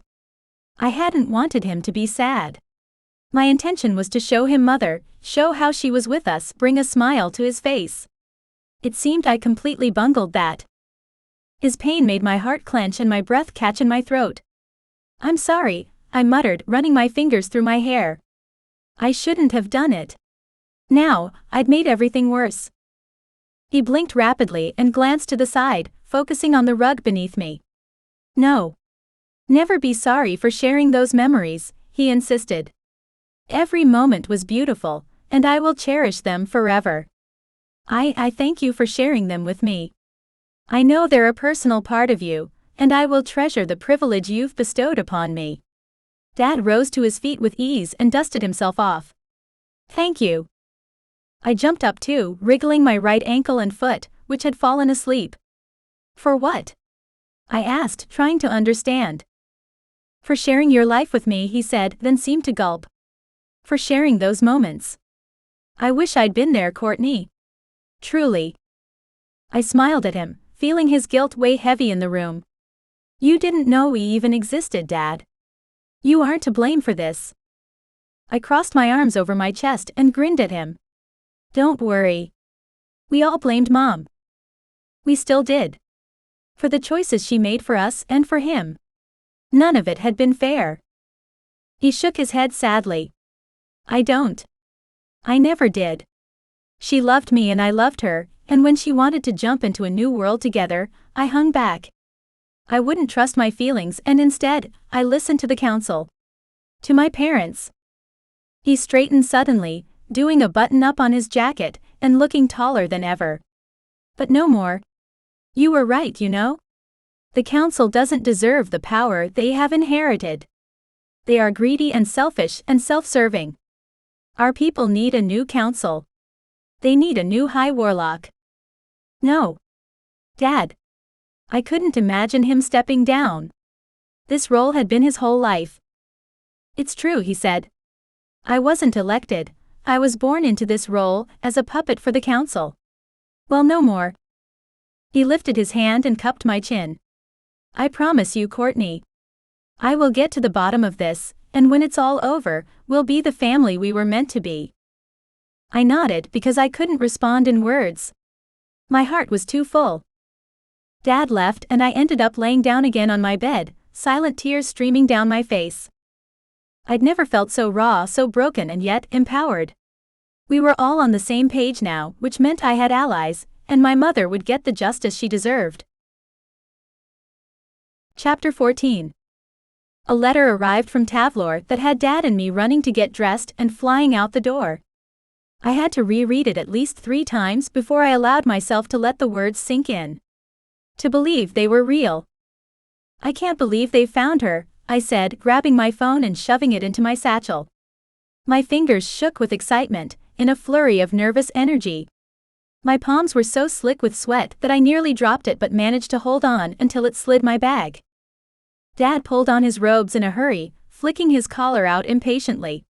He had a frown on his lips, almost like he wasn't sure what to believe at this point and refused to let himself hope. "Neither can I. Let's go make sure this isn't some kind of trick." "I don't think Tavlor would trick us," I said slowly.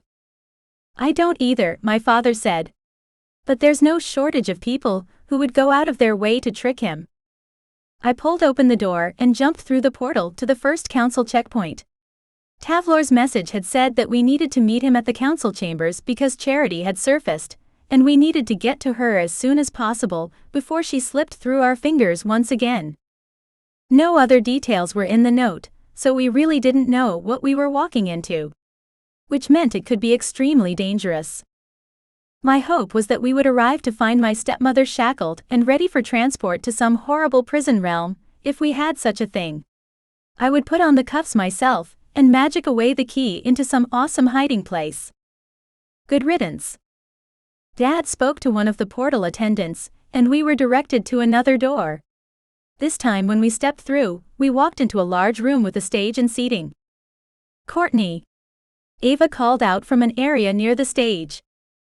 I rushed down the walkway to hug my sister with one arm, avoiding crushing my nephew who she held on her hip.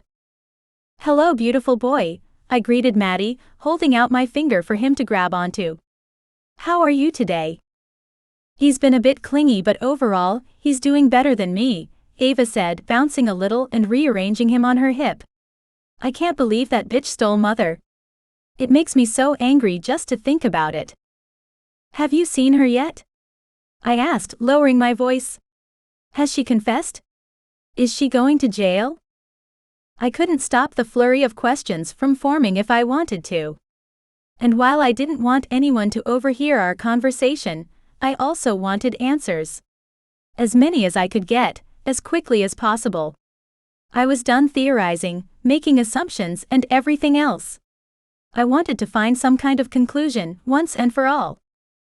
Ava opened her mouth, but instead of immediately responding, her brows furrowed into a frown. More people walked into the back of the room. What's going on?" I asked, not bothering to hide my confusion. This felt wrong, but I didn't know why. Didn't know how to articulate the feeling in my gut. Dad went over to the growing group of old, richly dressed witches and warlocks. "Who are they?" I asked, again doing my best to keep my voice down. The last thing I wanted was to make a spectacle out of them, especially if they were people who made important decisions that could affect me and my family. Ava pressed closer, lowering her voice. "That's most of the council. Half of them wanted me dead," she said. So they were all evil people. That made a lot of sense. Ava plastered a smile on her face and waved at a woman across the room. I knew from the way her lips puckered that she was faking everything right now. And now I work with all of them. So much fun. I could feel her frustration, and yet I knew that she enjoyed doing good in this world. Still, I couldn't help but wonder. "You don't regret joining the council, do you?" She turned back to me, her eyebrows flicking up in surprise at the question. "No, not at all," she said. Now that she wasn't looking at the woman, her face softened. It was the only way to make any changes. Not that I had much of a choice about joining, they wanted me under their control. They wanted to watch my every move, and it definitely didn't help when I got with Tavlor. She shook her head, grinning. "That was hilarious. I highly recommend marrying someone you're not supposed to." The responses were worth the trouble. Tavlor made a HMPHING noise as he stepped up to our little conversation circle.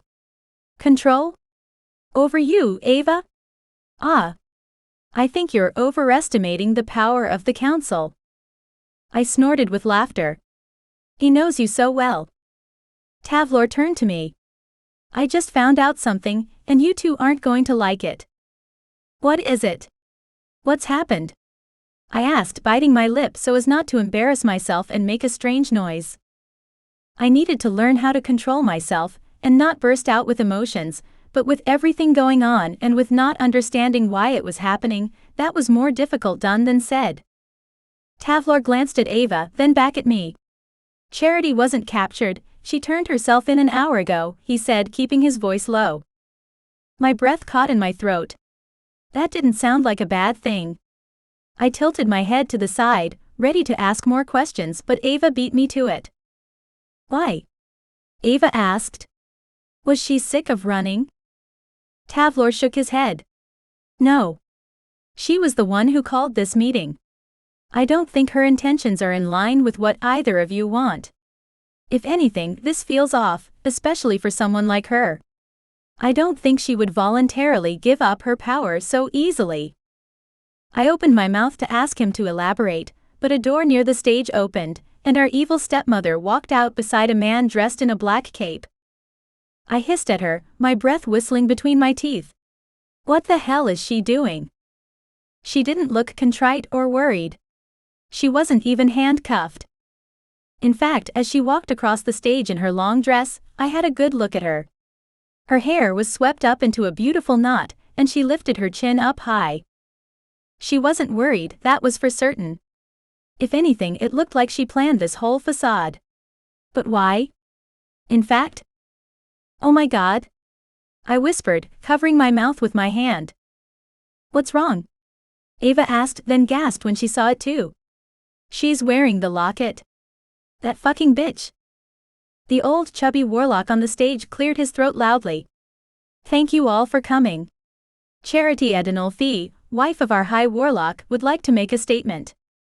Charity's smile was sickeningly triumphant, and I took a step towards her, my fingers tightening into a fist.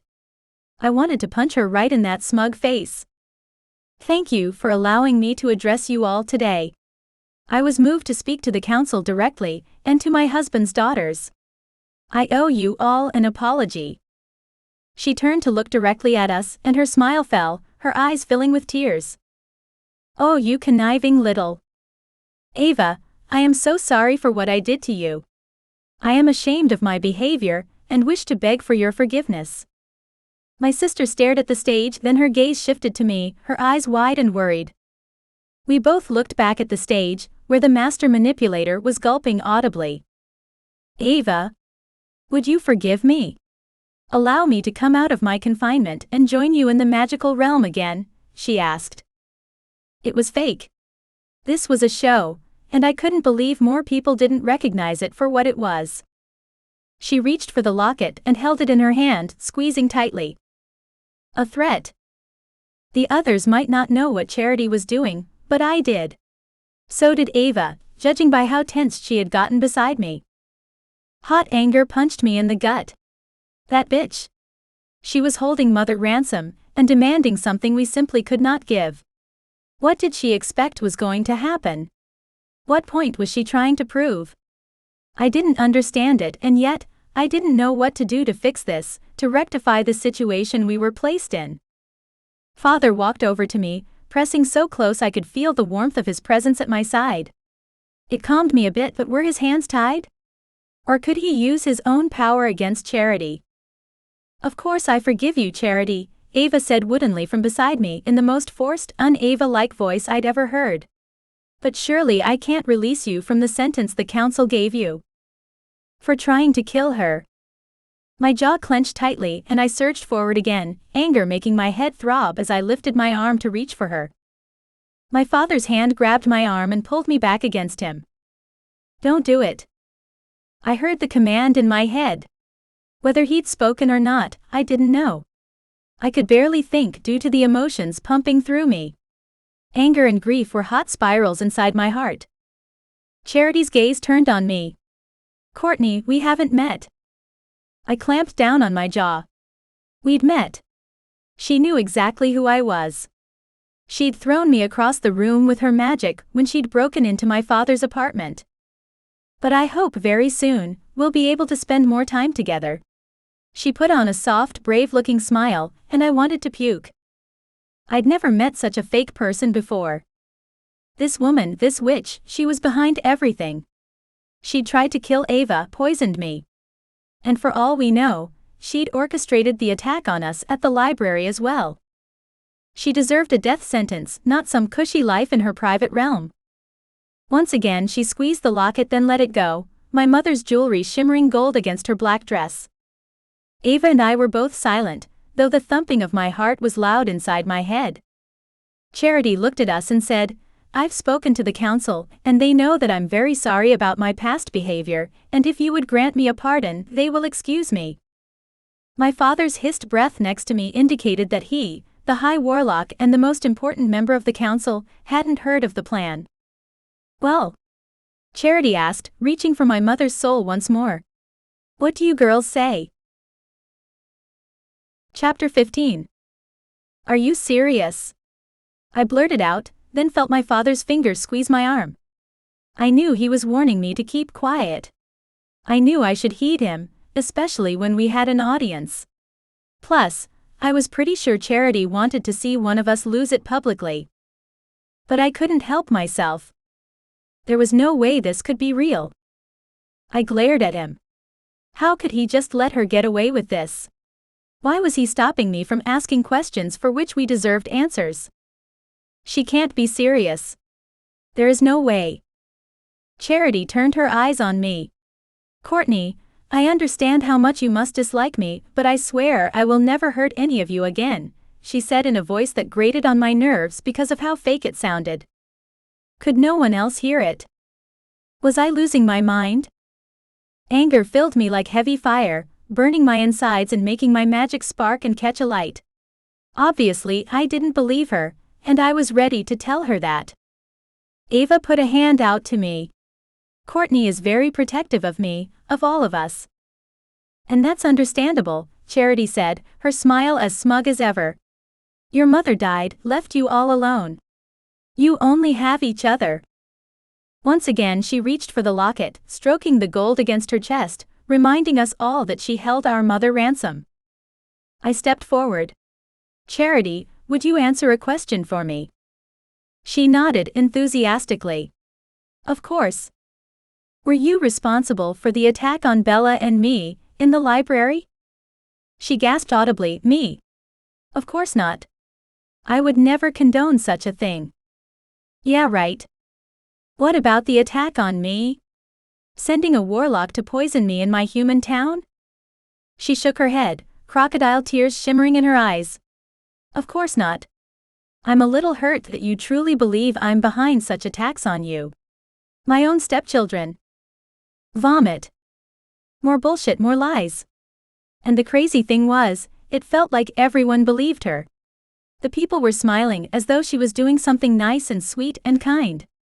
Like we were Charity, she was giving herself too. This was wrong. I lifted my chin and stared directly at her. Regardless of what everyone else thought, I wasn't going to let her push me around. I wasn't going to let her think she'd fooled me, because she hadn't. So you're declaring in front of the High Warlock and the Council and my sister Ava and me, that you, Charity Adenolfi, had nothing to do with the attacks on Bella or my lives? I asked her, arching a brow to show I definitely didn't believe her. The words rang in the air, loud and true. There was no magic behind them, though I should have cast a spell at the same time. That might have forced her to tell the truth one way or the other. But as the whole council turned towards the stage, I knew the impact this would have. We would have to release her from her sentence. She had our mother, after all. But if she declared to have never had anything to do with those attacks, once we proved she did, we could send her straight back to prison. Charity hesitated for only a moment, then clasped her hands together. I promise you. It was not me. I was in my family's realm. How could I orchestrate such a plan? I narrowed my eyes at her, making it clear I didn't believe her. I'd seen her in my father's apartment. I knew she could escape her family's realm any time that she wanted, but for now we had no choice. I nodded at her. Give us a moment, please. Take all the time that you need, she said ever so magnanimously. I pulled my father and Ava further back, then threw up a silencing spell bubble so that no one else could hear us. Ava's eyebrows flew up. Nicely done. I was just about to do the same thing. I shrugged. My magic has come back. I need to use it. Our father stepped closer to our huddle. What do you two want to do? We don't have a choice, I hissed at him. She has mother. I know, Ava declared, then sighed. But I'd much prefer to actually swap mother for her release. We can't do that in front of the council, and I doubt she'd do it either. My father interrupted our little girl chat. I might be able to organize a meeting for us. Though, I can't guarantee anything. We looked towards him. Do it. At this point, we didn't have a choice. The only thing that mattered was getting mother back to us as safely as possible. As much as I wanted to deal with Charity and what she had done to our family, I knew we couldn't act yet until we had a good reason to. And until we had mother back. It was the only thing keeping her safe, and she knew it. Charity was a lot of terrible things, but unfortunately she wasn't an idiot. I pulled back the bubble and walked back towards the stage. The council had gathered closer, watching our every move. Ava and I stood behind our father, reluctantly. Every part of me wanted to run up to Charity and rip my mother's necklace right off her throat. My daughters would like to offer their thanks for your offer, Charity, he said. However, I would also like to speak to you about a certain matter. It is private and not for the council's ears. May we step into a silence box for a moment? It won't take long. Charity's eyes narrowed for the first time, and I could see that she wanted to say no. But the councilman who'd brought her in turned to her and said, "I think that would be a good idea, Charity. Perhaps if you can convince Matlock of your good intentions, you can step back into the role of High Witch, and we can welcome you back to the council." My father's gasp hissed through his teeth. Another counter move by the council that we had not expected. My father nodded and walked up to the stage. "Perhaps we can step out into the council offices?" Charity nodded and lifted her chin. We watched Dad walk towards a door off to the side, then look back at us and gesture that we should follow. "Come on through, girls." I glanced at Ava and we scurried after him. He held the door open for us and we walked inside. The room was small, with only a desk and 2 chairs. I could sense the protective magic. This room had silence guards and something else I couldn't identify. When Charity walked through, my father followed and closed the door behind him. Her pretenses dropped the moment the door shut behind us, which didn't surprise me at all. "Well played," she cackled, grinning at our father. Her eyes reminded me of a snake's, sly and clever and arrogant. She thought she'd won something. I wished the council could see her for what she really was, but now wasn't the time. But don't think I brought the real locket with me. Your precious Genevieve is safe and sound, somewhere you will never find her. Charity pulled the necklace off and threw it at my father, who caught it with an impressive show of reflexes. "See for yourself if you don't believe me." She strutted around the room like she owned the place. "You bitch." The words were out of my mouth before I'd made the choice to insult her. I wouldn't have been able to stop them from coming out, even if I'd wanted to. And honestly, that was one of the friendlier things that had been on my mind. Charity rounded on me. "At least I'm not a bastard," she snipped back. My eyes widened. Everything hollowed out, until I could only see red. I wasn't sure what happened. I only knew I launched at her, wrapping my hands around her throat and squeezing as hard as I could. I could feel her under my grip, but it still didn't register that I was the one doing this to her. Her gasp and the shock on her face was fantastic, and sent a pulse of pleasure through me. I tightened my grip even more just to see what sort of reaction she'd give me. What other pain could I force her to endure? My father grabbed my arms, pulling me back. Suddenly, I snapped out of it. "No!" I cried, fighting against him. I didn't want to let her go so easily. Everyone let her get away with everything. I wasn't going to let that stand. She has mother. And she will never hand her over if you kill her, he pointed out, his voice somehow so calm despite everything that happened. His reasoning was sound, but that didn't stop me from being angry at him. "Just get off me." I shrugged him off and walked as far away from them as I could get, which in the tiny room wasn't far. "I apologize for my daughter," Dad said. "She's been very unwell and wasn't thinking clearly." I could have screamed at him, and I think I may have made a sound like it. "You will pay for that, Courtney," Charity hissed at me, rubbing at her reddened throat. I threw my hands up in the air, not even for one moment sorry for what I'd done. "This is my mother, Charity. My mother. Do you have one of those? Can you empathize for even a single moment about what it must be like for us? We grew up in a realm, never knowing who our father was. Our mother was our whole world and she died trying to keep us safe from the council." I was panting now, and although the words I was saying would have usually invoked tears, my anger was too great. Charity's face changed, and although she didn't say anything, I felt, more than saw her nod. The tears had arrived now, and I blinked rapidly as I put my hands together in a prayer position. "Please, please. Give us our mother back." Chapter 16. Charity twisted around so that she was no longer looking at me, but instead speaking directly to our father. "I'll make a deal with you, Matlock, but you have to agree to all my conditions." His face hardened and his jaw clenched tight. "Tell me." Charity lifted her hand and began ticking her conditions off on her long fingers. "I want your guarantee that you'll release me from my prison. No more family wards keeping me from leaving the realm. I ground my teeth together until I heard a crack in my jaw. Father nodded once, a quick jerk of his head. As long as you promise you will not hurt, harm nor try to kill any of my daughters ever again. She blinked at him, then a slow smile spread across her face. Of course not. He groaned, then flicked his hand at her. Next. I want to be reinstated as High Witch. He shook his head. No. Our marriage is over. She sighed dramatically. I don't want you, Matlock.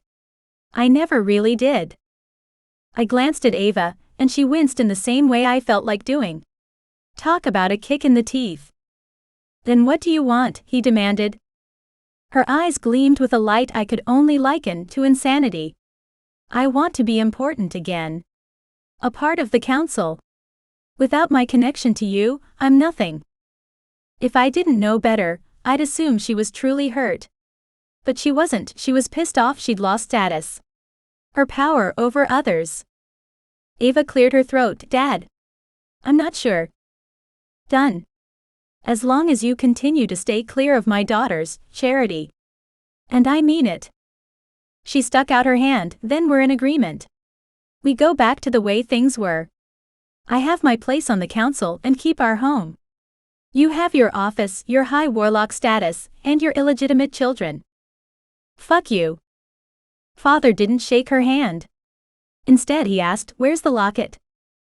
I wanted to cheer, but instead I looked away and bit my cheek, so I didn't laugh out loud. Who would have thought that my father had it in him? I never expected this from him. Ava caught my eye, and I could see the same hint of amusement in her face.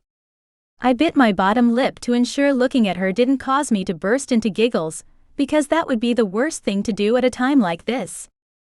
Still, it was nice to smile, even if things sucked right now. When I was sure that I'd schooled my features into something suitable for the atmosphere, I looked back at the once married couple.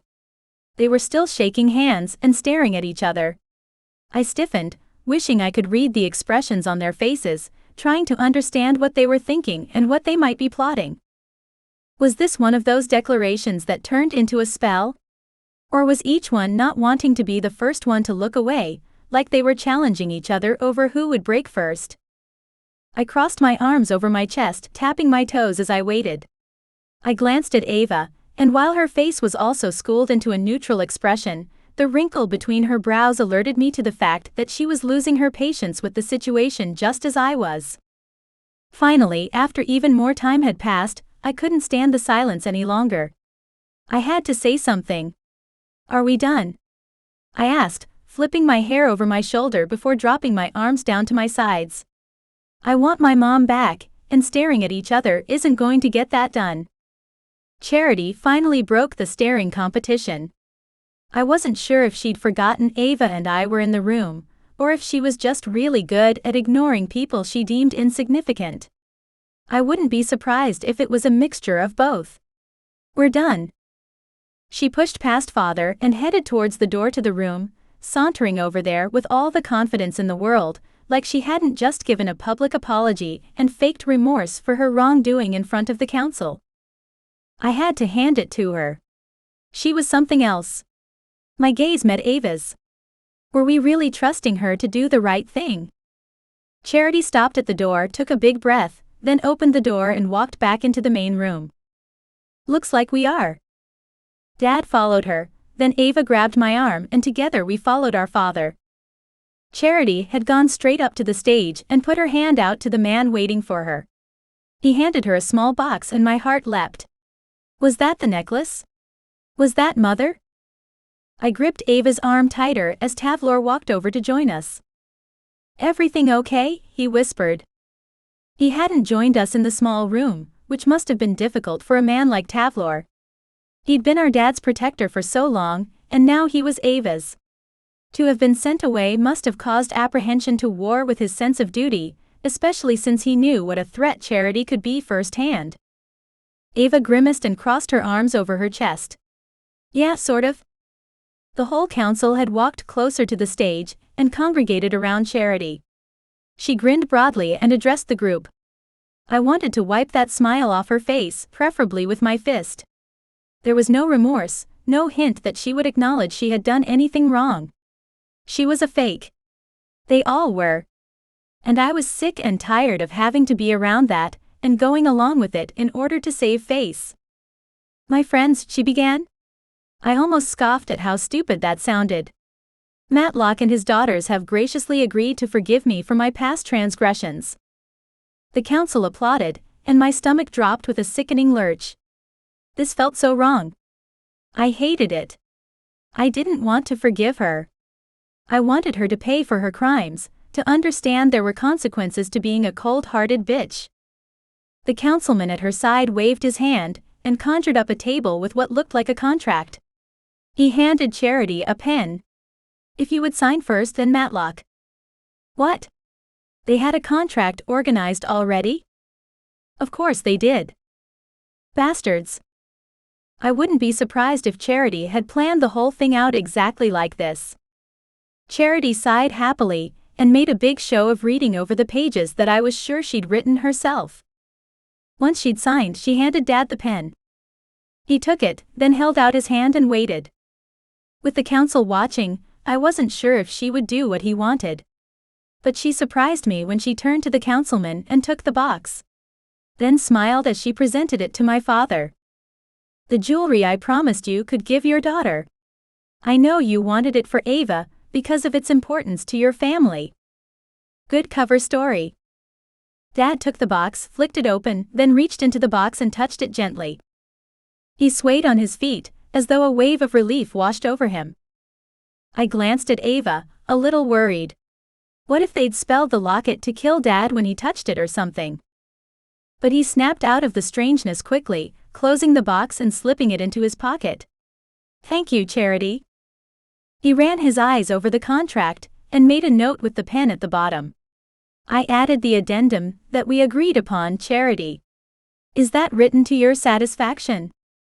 Charity stepped closer and looked over his shoulder, then smiled. Of course. Father signed the contract, then Charity clapped her hands and clicked her fingers. The contract disappeared. Why did my stomach drop, like I was on some sort of human roller coaster? It felt like we'd just gone over a steep cliff, and were plunging for the bottom. I gaped at her. We were so going to regret this. I could already tell. She'd done something wrong, though what that was I couldn't be sure. I just knew that if it had anything to do with Charity, it couldn't be good. I have so many things to do, Charity said, heading for the edge of the stage and greeting the council members who were giving her their congratulations. I glared after her, trembling with the need to run after her and beat her to a pulp. She didn't deserve our forgiveness, and she certainly didn't deserve to be free. Come on. Let's get Dad and go home, Ava said, tugging at me. I mustn't have been doing a good job of hiding the hatred on my face. Ava must have seen it, and wanted me to leave before I said something I would regret. I nodded and shook myself, reaching for my bracelet charm, then dropping it. I wanted to speak to Shadow. To Harry. He always seemed to be able to calm me down, and at this moment in time, I needed a stiff drink. Dad was walking towards us, his face pale. Are you okay? I asked him. It occurred to me when you were touching the locket, that they might have tampered with it. Dad lifted the necklace out of the box and slid it on over his head. Tavlor caught my eye and nodded. She's right, Matlock. Perhaps you should have waited before putting it on. Dad ignored us both, which wasn't like him at all. I frowned at him. Dad, are you sure that's safe? He nodded and spoke as though we hadn't said anything. We need to go home. Come on. He walked off and I stared after him. Ava grabbed my arm and tugged me after him. I leaned towards her to whisper. Is he weird or is it just me? I think he just wants to get home before speaking to her. You know what I mean? I shook my head. Not really. Unlike Ava and my dad, I'd only worn the necklace for about 10 minutes. Just long enough to have one conversation with my mom. Ava had worn it for almost a year before giving it to Dad, and he'd had it for even longer than Ava had now. Dad walked to the door, swiped his hand over the panel, and the door opened. Something was wrong. My intuition was screaming at me to stop. To not dive into that portal behind him. Charity had given the locket up too easily. This wasn't right. Ava. I'm not sure we should. Dad turned around, his eyes aflame with a fire I'd never seen before. He looked. He's possessed. Ava cried, pulling me back. Tavlor jumped in front of us, and Dad knocked him sideways. Tavlor. Ava cried, leaving me to run for her husband. Dad stretched a hand out for me, and I didn't even think, I just responded to protect myself. He wanted to hurt me. I could feel it. I threw my magic at him. I didn't mean to injure him, but he was knocked back, through the portal. Then he was gone. No. I looked towards Ava and Tavlor. I didn't mean it. Ava came back to my side and grabbed for me and said in her strongest mom-type voice, "None of this is your fault. But we need to find him. Honey." "I'm on it," Tavlor said, moving over to the portal and beginning to cast a spell over the doorway. I wasn't sure if he was stopping anyone from coming back through, or trying to work out where Dad had gone. I began to tremble. I grabbed the diamond attached to my charm bracelet. I wanted Harry to fix this too, but how safe was it to call him here, into the council rooms? I dropped my hand away and clung to my sister as a sob rose and fell inside my heart. Why was it that every time I thought we might have a future, everything went to hell? Chapter 17.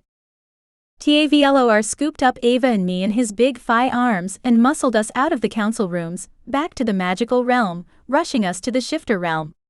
It was probably a good thing he did too, because I was ready to do something crazy. I just didn't know what. My reactions kept coming to me in the moment. I needed to do a better job of thinking before I embarked on any particular action, I knew that. But I was a work in progress, and I couldn't control myself right now with everything going the way it was. To hell. Luckily, Taylor seemed to have a cool head, because he knew exactly where to take us that might help calm me down at least. My chest was tight and I couldn't breathe. My fingers shook no matter how many times I flexed them. I was trying to rid myself of the uncontrollable response to what was going on. I was on the edge of a panic attack, I could feel it. My hands were sweaty, and at the edges of my vision, I was beginning to see stars. I needed something to ground me before I lost myself completely. Ava grabbed my arm and shook me, stepping in front of me and forcing me to look her in the eyes. "Courtney. Breathe." I sucked in a breath, forcing the darkness back. Somehow, even through the echoes ringing in my ears, I could hear her voice. I could obey her instructions. The next breath was just as painful as the first, but I didn't stop. Ava lifted her hand and banged on Bella's front door. I hope she's home and hasn't gone shopping or something. Our sister Bella answered her door with Maddie on her hip, looking all the world like the natural mother that she professed not to be. She greeted us with a smile which soon dropped off her face. "Hey, oh my God. What's happened?" A lump in my throat appeared out of nowhere, and even though I really wanted to tell her what had happened, I couldn't get the words out. "Oh Bella. We." She stepped right back and waved at us. Come in. Come in." I forced my legs to move as I staggered inside Bella's little house. I glanced around, waiting for the emergence of a familiar mop of brown hair and a charming smile. Is Christian here? My brain had switched to stupid small talk, while inside my heart everything was breaking. It was easier to pretend, in this moment, that we could talk about our lives without mentioning what had happened. I knew we'd tell Bella the truth momentarily, but we didn't have to do it right this second. "No. He's with the guys building houses." "Do you want me to get him?" she asked, arching a brow. I shook my head quickly, causing the muscle in my neck to strain. No. Was just asking." Maddie squealed as he launched himself at his parents. Ava grabbed him and planted kisses all over his face before Tavlor scooped him up into his arms and embraced him. I lowered myself carefully onto the couch and turned towards my sisters. My breathing was still steady, though I still had to count in my head. Inhale for 4, exhale for 6. Anything to regulate my heart and slow me down. I needed to get rid of the prickling anxiety that had permeated through my body, despite being somewhere safe. Bella sat on the chair opposite me, and Ava perched on the couch beside me, waving her hands over the coffee table and conjuring up a bottle of wine and 4 glasses. Probably a good thing, because I knew I needed something strong in my system. Really? Bella asked, is it that bad? I nodded, not trusting myself to pour the bottle. I used magic to get the wine into the glasses. Then I picked my goblet up and took a big gulp. Yep. It is. Ava gave Bella a quick rundown on everything that happened, while I drank the rich red wine and conjured up some cheese and crackers. My stomach was a mess and I wanted chocolate. Now. Bella's eyes got wider and her gasps got louder until finally she groaned and spat out, that fucking bitch. I pointed at her, shocked at her language and yet so proud that we were so similar.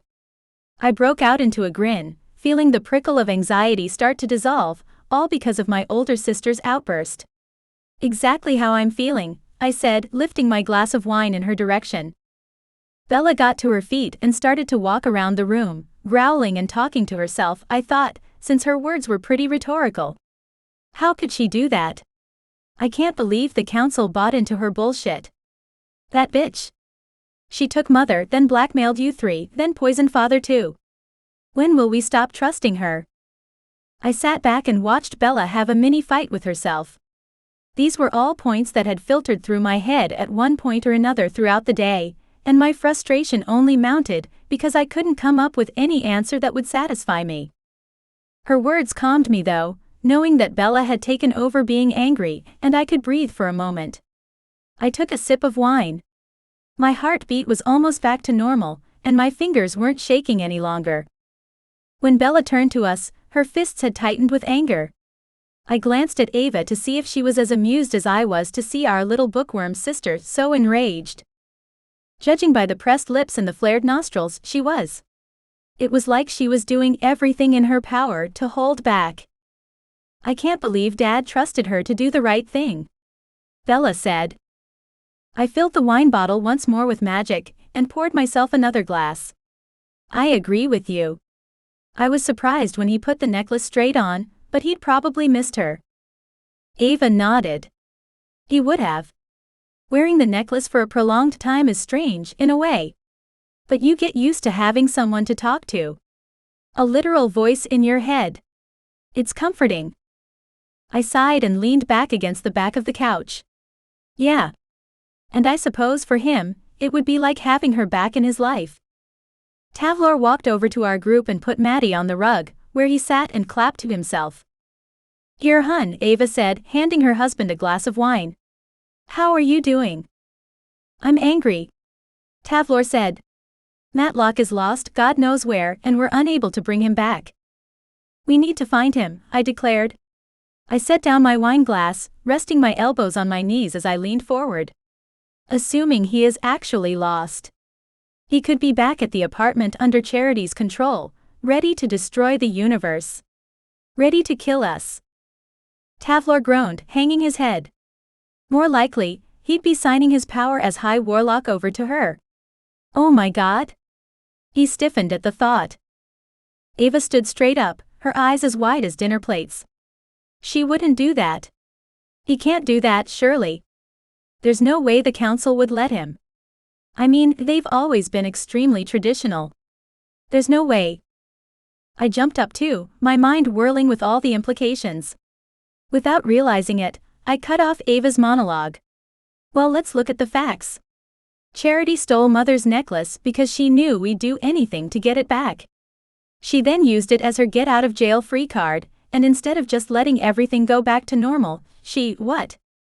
Wanted to take Dad out of the picture. Ava nodded. Did you see his eyes? I shuddered. He looked like the devil. He was possessed, Tavlor said. By a spell, a spirit. I'm not sure. But Matlock was gone. The one we've come to know, The one who'll defend us against Charity and the council? He was no longer there. I wrapped my arms around my chest, feeling it crack at the thought of my father being unreachable. I've never seen anything like it. And you shouldn't have. Tavlor said. Those spells are outlawed. Whoever cast it was a dark witch or warlock. I'd never really heard of such a thing, but it didn't really need a definition attached. I was pretty sure it was self-explanatory. So what do we do? I asked them. 3 of the most amazing people I knew. The silence was deafening. Well, Tavlor, come on, surely you can pull some sort of magic together? We have to find him. My mind wandered to the shadow once more. Was I really thinking about him all the time? Or was his bracelet having some sort of subconscious programming on me? Tavlor tapped his finger against his top lip. I could speak to an elder. And I'll start researching, Bella said, running for her bookcase. Ava dove for her son, who'd done a great job of getting up on his knees and had managed to reach the wine bottle. My sister was busy enough. I'll enlist Harry's help, I announced. He seems to know people in all the back alleys and dark places. Maybe he'll know who did this to Dad. Ava hauled her son up into her arms. I'll do what I can within the council. Do we want anyone else knowing that he's gone? I shook my head. No. I don't think so. Tavlor agreed. There was no one left in the room when it happened, and I don't think Charity should know her plan worked. So Ava, perhaps you should pretend he is unwell or looking after Maddie? She nodded, her face taking on the determined look that I knew so well. Let me take care of that. You guys just find out where Dad is and bring him home. Chapter 18. Finding Dad sounded like an easy plan, but I knew it was going to be harder than anything I'd done so far. He disappeared with a demon, or whatever inside of him, and we didn't even know where to start looking. Whoever had done this took great care and consideration. Dad was the High Warlock after all. His power was immense. Something had to give soon, surely. I couldn't just write off how impossible this was, because there had to be a way. Just like there had to be a way to get Mother back as well. I closed my eyes, trying to calm my nerves. I ran my fingers through my hair, but no matter how hard I tried to focus, I couldn't figure out what the first step was to make a move and find my father. But I knew who to ask. When I got back to my dad's office apartment, I searched for Dad, but he wasn't there. Of course. I tried not to read into that too much either. Not that I'd been stupid enough to think he'd be sitting on the couch drinking his tea, but a part of me had truly hoped, when I first opened the main door. Hoped with all my heart that he'd be there. Which made the disappointment so much stronger when he wasn't. I forced myself to push the unwanted and unhelpful emotion away. I had to slow down, or I wasn't going to do this the right way. I took a moment to breathe, made myself a coffee, then took hold of the diamond and spoke the magic word. Harry. The main reason I'd come back to the apartment was because I needed to speak to Harry alone, and thanks to the fact that he'd helped me here before, he knew the way. There shouldn't be any barriers prohibiting him from coming to see me. Plus, the office was in a private realm and protected by all sorts of magic. No one would hear our conversation. Something tingled along my spine. Unknowing. Intuition, maybe? I glanced towards the door. He was here. I walked over to the door to open it, unsure whether Harry would actually make it on his own through Dad and Tavlor's protective wards. There was a knock and I jumped back, surprised he'd gotten that close without me helping him. I nearly rushed, ready to throw it open and usher him inside, ready to pepper him with questions that had been building on my tongue since we first found Father gone. But what if it's not him? Are you sure it is? I stopped. The thoughts in my head made a valid point, unfortunately. I could be wrong. What if it was one of Charity's minions, come to finish me off? Now that my father was gone, I wouldn't put it past her. She was probably arrogant enough to think she could get away with something like that, and unfortunately, she might have the power to do so. I forced myself to refrain from doing anything I might regret. Instead of opening the door without even checking who it was, I called out, "Hello." Silence, then a quiet voice said through the wooden panel, "You called?" I couldn't help the smile that lifted my lips when I heard his voice. It was him. Not only did it sound like him, the fact also that he knew I'd called for him was enough for me to trust that it truly was Harry. I pulled open the door, the first whisper of relief from the pain coming from seeing him. And for that, I was grateful to him. I did. "Thanks for coming." I hoped he understood I meant every word. He walked in, filling up the space in the apartment office with his energy, something I still wasn't used to. Strangely, it comforted me. I would rather be wrapped up in him than festering in my thoughts, doubts, and fears. I didn't know what it was about Harry specifically that did it, but he was big. He took up more space than he physically should. Maybe it was his magic? He was powerful to have constructed the bracelet, and everything it could do. And as the son of council members, he had skills, surely? "Do you want a coffee?" I asked, gesturing to my cappuccino. I was pretty sure he could make his own if he wanted to, but since I was the unofficial hostess, I needed to ask. "I'm all good," he said, waving his hand a little. "Tell me what's happened. You seem sad." He tilted his head to the side, narrowing his eyes slightly as he studied me. I froze under his stare, trying not to react to it. Warmth filled my body, but also awareness. What exactly did he see when he looked at me? I almost didn't want to know. The fact that he could sense my sadness made something flutter near my heart that I quickly squashed and pushed to the side. Now was not the time to dissect my feelings for Harry, and I still hadn't forgiven him for almost killing me. Yeah. That. Don't forget that. Just because he smiles at you, doesn't mean what he did to you is okay. With that thought, I hardened up and invited him to sit on the couch. "I'll tell you. Come sit." He sat opposite me and perched on the edge, hands clasped together, waiting for me to reveal all. His attention was completely focused. I took a deep breath and told him about Charity, then what happened to Dad. I hoped he didn't hear the crack in my voice, the way I had to clear my throat a couple of times to ensure I didn't start crying. That was the last thing I wanted to do in front of Harry. He blinked twice. He seemed shocked in his strange, understated way. "You haven't heard about any of this yet?" I asked, surprised the council hadn't leaked some of the info. He shook his head.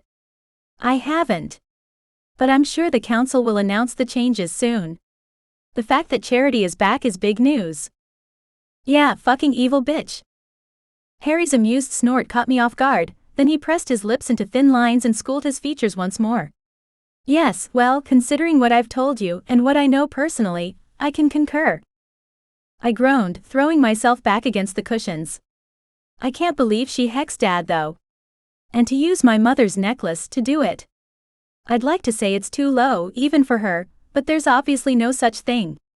You would think there's some kind of spiritual line in this realm, laws that prevent this sort of thing. My voice trailed off at Harry's incredulous look. Not that she would follow one, even if there were. I sighed. We sat in silence for a moment, but it was nice not to be alone. Harry's presence was calm, soothing, unlike my sisters, who were as emotionally charged as me. "Courtney, what can I do to help you?" he finally asked, after a moment. I flicked my gaze up to meet Harry's. "I was hoping you'd be able to find him for me," I said quickly, tucking a red curl behind my ear. "Or tell me how to break the hex when I find him." Harry shifted on his seat, looking uncomfortable for a brief moment. "I can find him for you, or I can try. It really depends where in the universe that portal sent him." I nodded my head, my charms jingling as I moved forward on my seat. "Do you need me to use one of my wishes?" I held up the bracelet. "That would give the spell more power," Harry said. "Definitely. So how do we do it?" I asked. He stood up and came to sit next to me. The wave of heat that washed over me as his body got closer was strange, almost as if he was touching me even though he wasn't. He reached for my wrist, his touch light as a butterfly's wings. This time I shivered, I couldn't help it. He withdrew his hand and I almost complained, but he started speaking, and I lost my chance to explain. I apologize. I shouldn't have done that. No. You need to choose whichever charm feels right to you, and make your wish of it out loud. It will then detach from the links, and you can hand it to me. He made it sound so simple, but I couldn't let myself hope. I had learned nothing could be that easy. I clenched my teeth together, feeling oddly aroused and annoyed at the same time. Focus, Courtney. Focus. Okay, let me see. I turned the bracelet around in my fingers, touching each of the charms until I stopped, gripping the books. This one. I wasn't sure why, but it felt right, just like Harry said it would. Tell the charm and me what you wish. I inhaled sharply, not wanting to screw this up. As though sensing my worry, Harry said, "There aren't any wrong words. And speak for as long as you need to. Just say what you truly desire." I nodded, letting his words wash over me and reassure me. Okay. I want my dad back. He fell into a portal, and I don't know where he was transported. But I want him to come back to me here, to our home. Now. Again, it sounded so simple. A cry from a child to her parent. Strangely, it was also a wish I would have made for the first 10 years of my life. For my dad to find me, to find us. To come home. The silver book's charm unclicked and fell into my hand. I handed it carefully to Harry, without speaking another word. He held out both hands cupped, as though receiving a precious gift. Then he stood up, speaking in a language I couldn't understand. His eyes were closed, and he began to glow with an ethereal white light. Wow, I couldn't help but whisper. His magic was incredible. Wind whipped around my hair, making me press back into the couch. What was happening? Harry kept chanting over and over, until a crescendo built and hit. Then silence. The wind died down, and I could hear my heart pounding in my ears. What happened? I asked. Is he back? In answer to my question, the door to the portal flew open, and my father stumbled in and fell to the floor like he'd been tossed in. My jaw dropped open. He was dressed in white robes that barely covered his body, his arms were bare, as were most of his legs.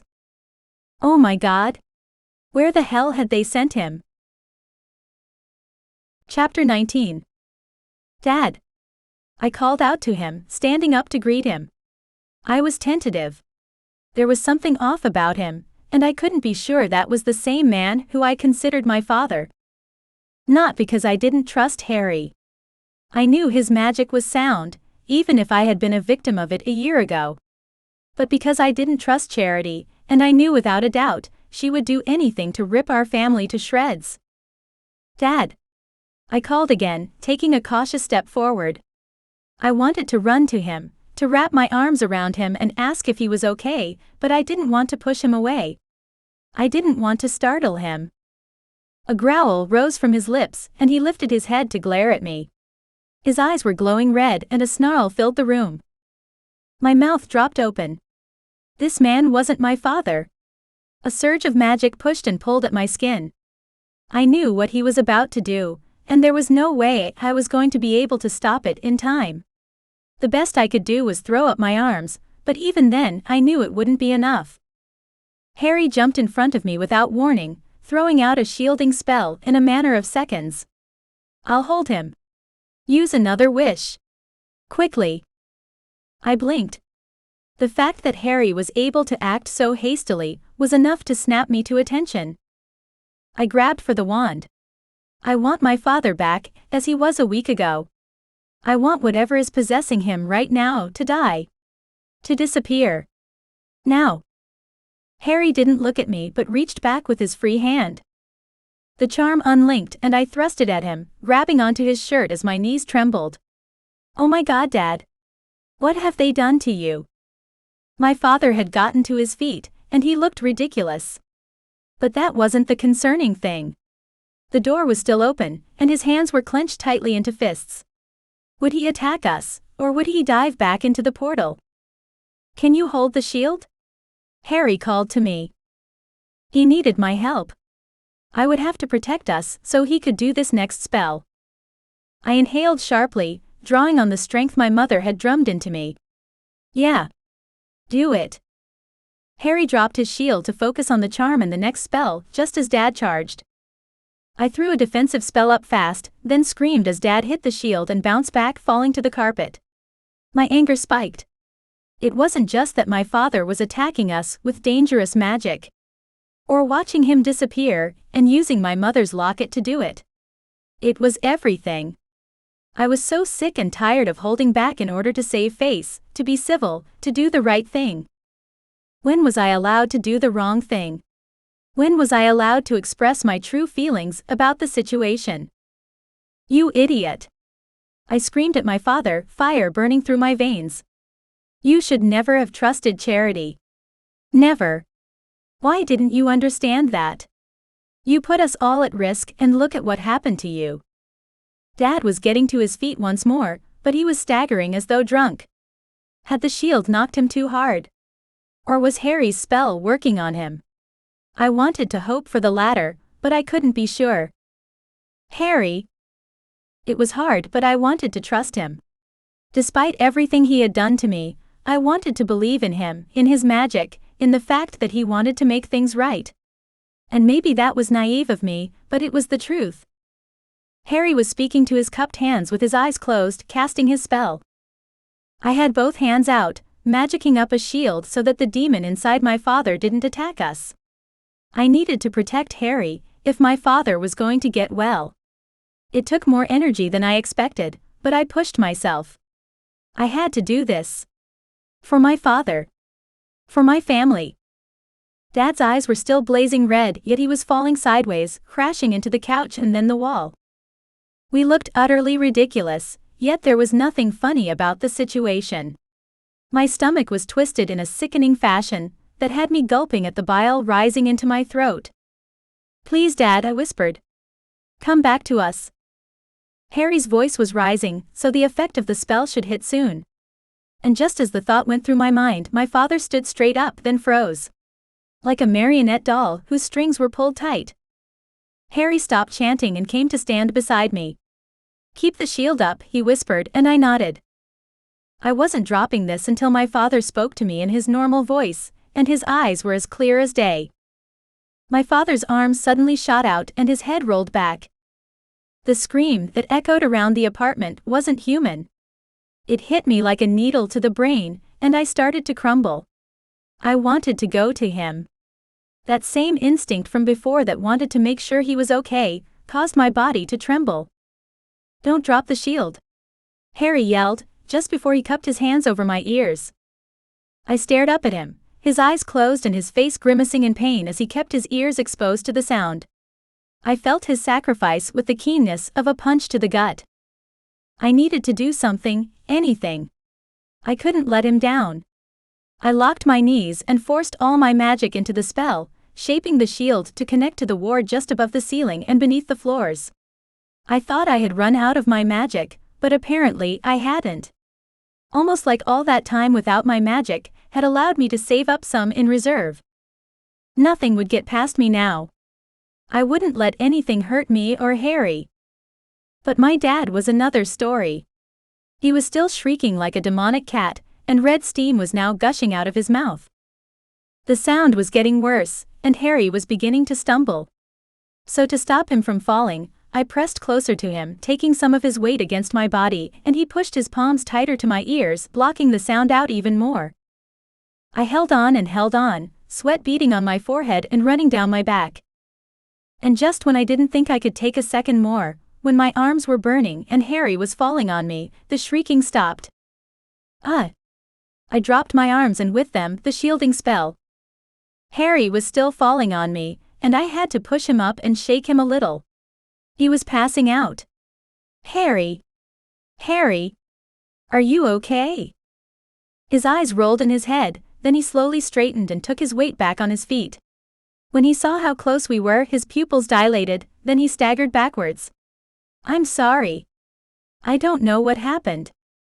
I opened my mouth to reply, but then there was a massive thump. Oh my God! I ran for my dad, who'd fainted dead away, flat on his back on the floor. I collapsed onto my knees next to him, putting my hands on his chest and shaking him. Dad! Wake up! Dad!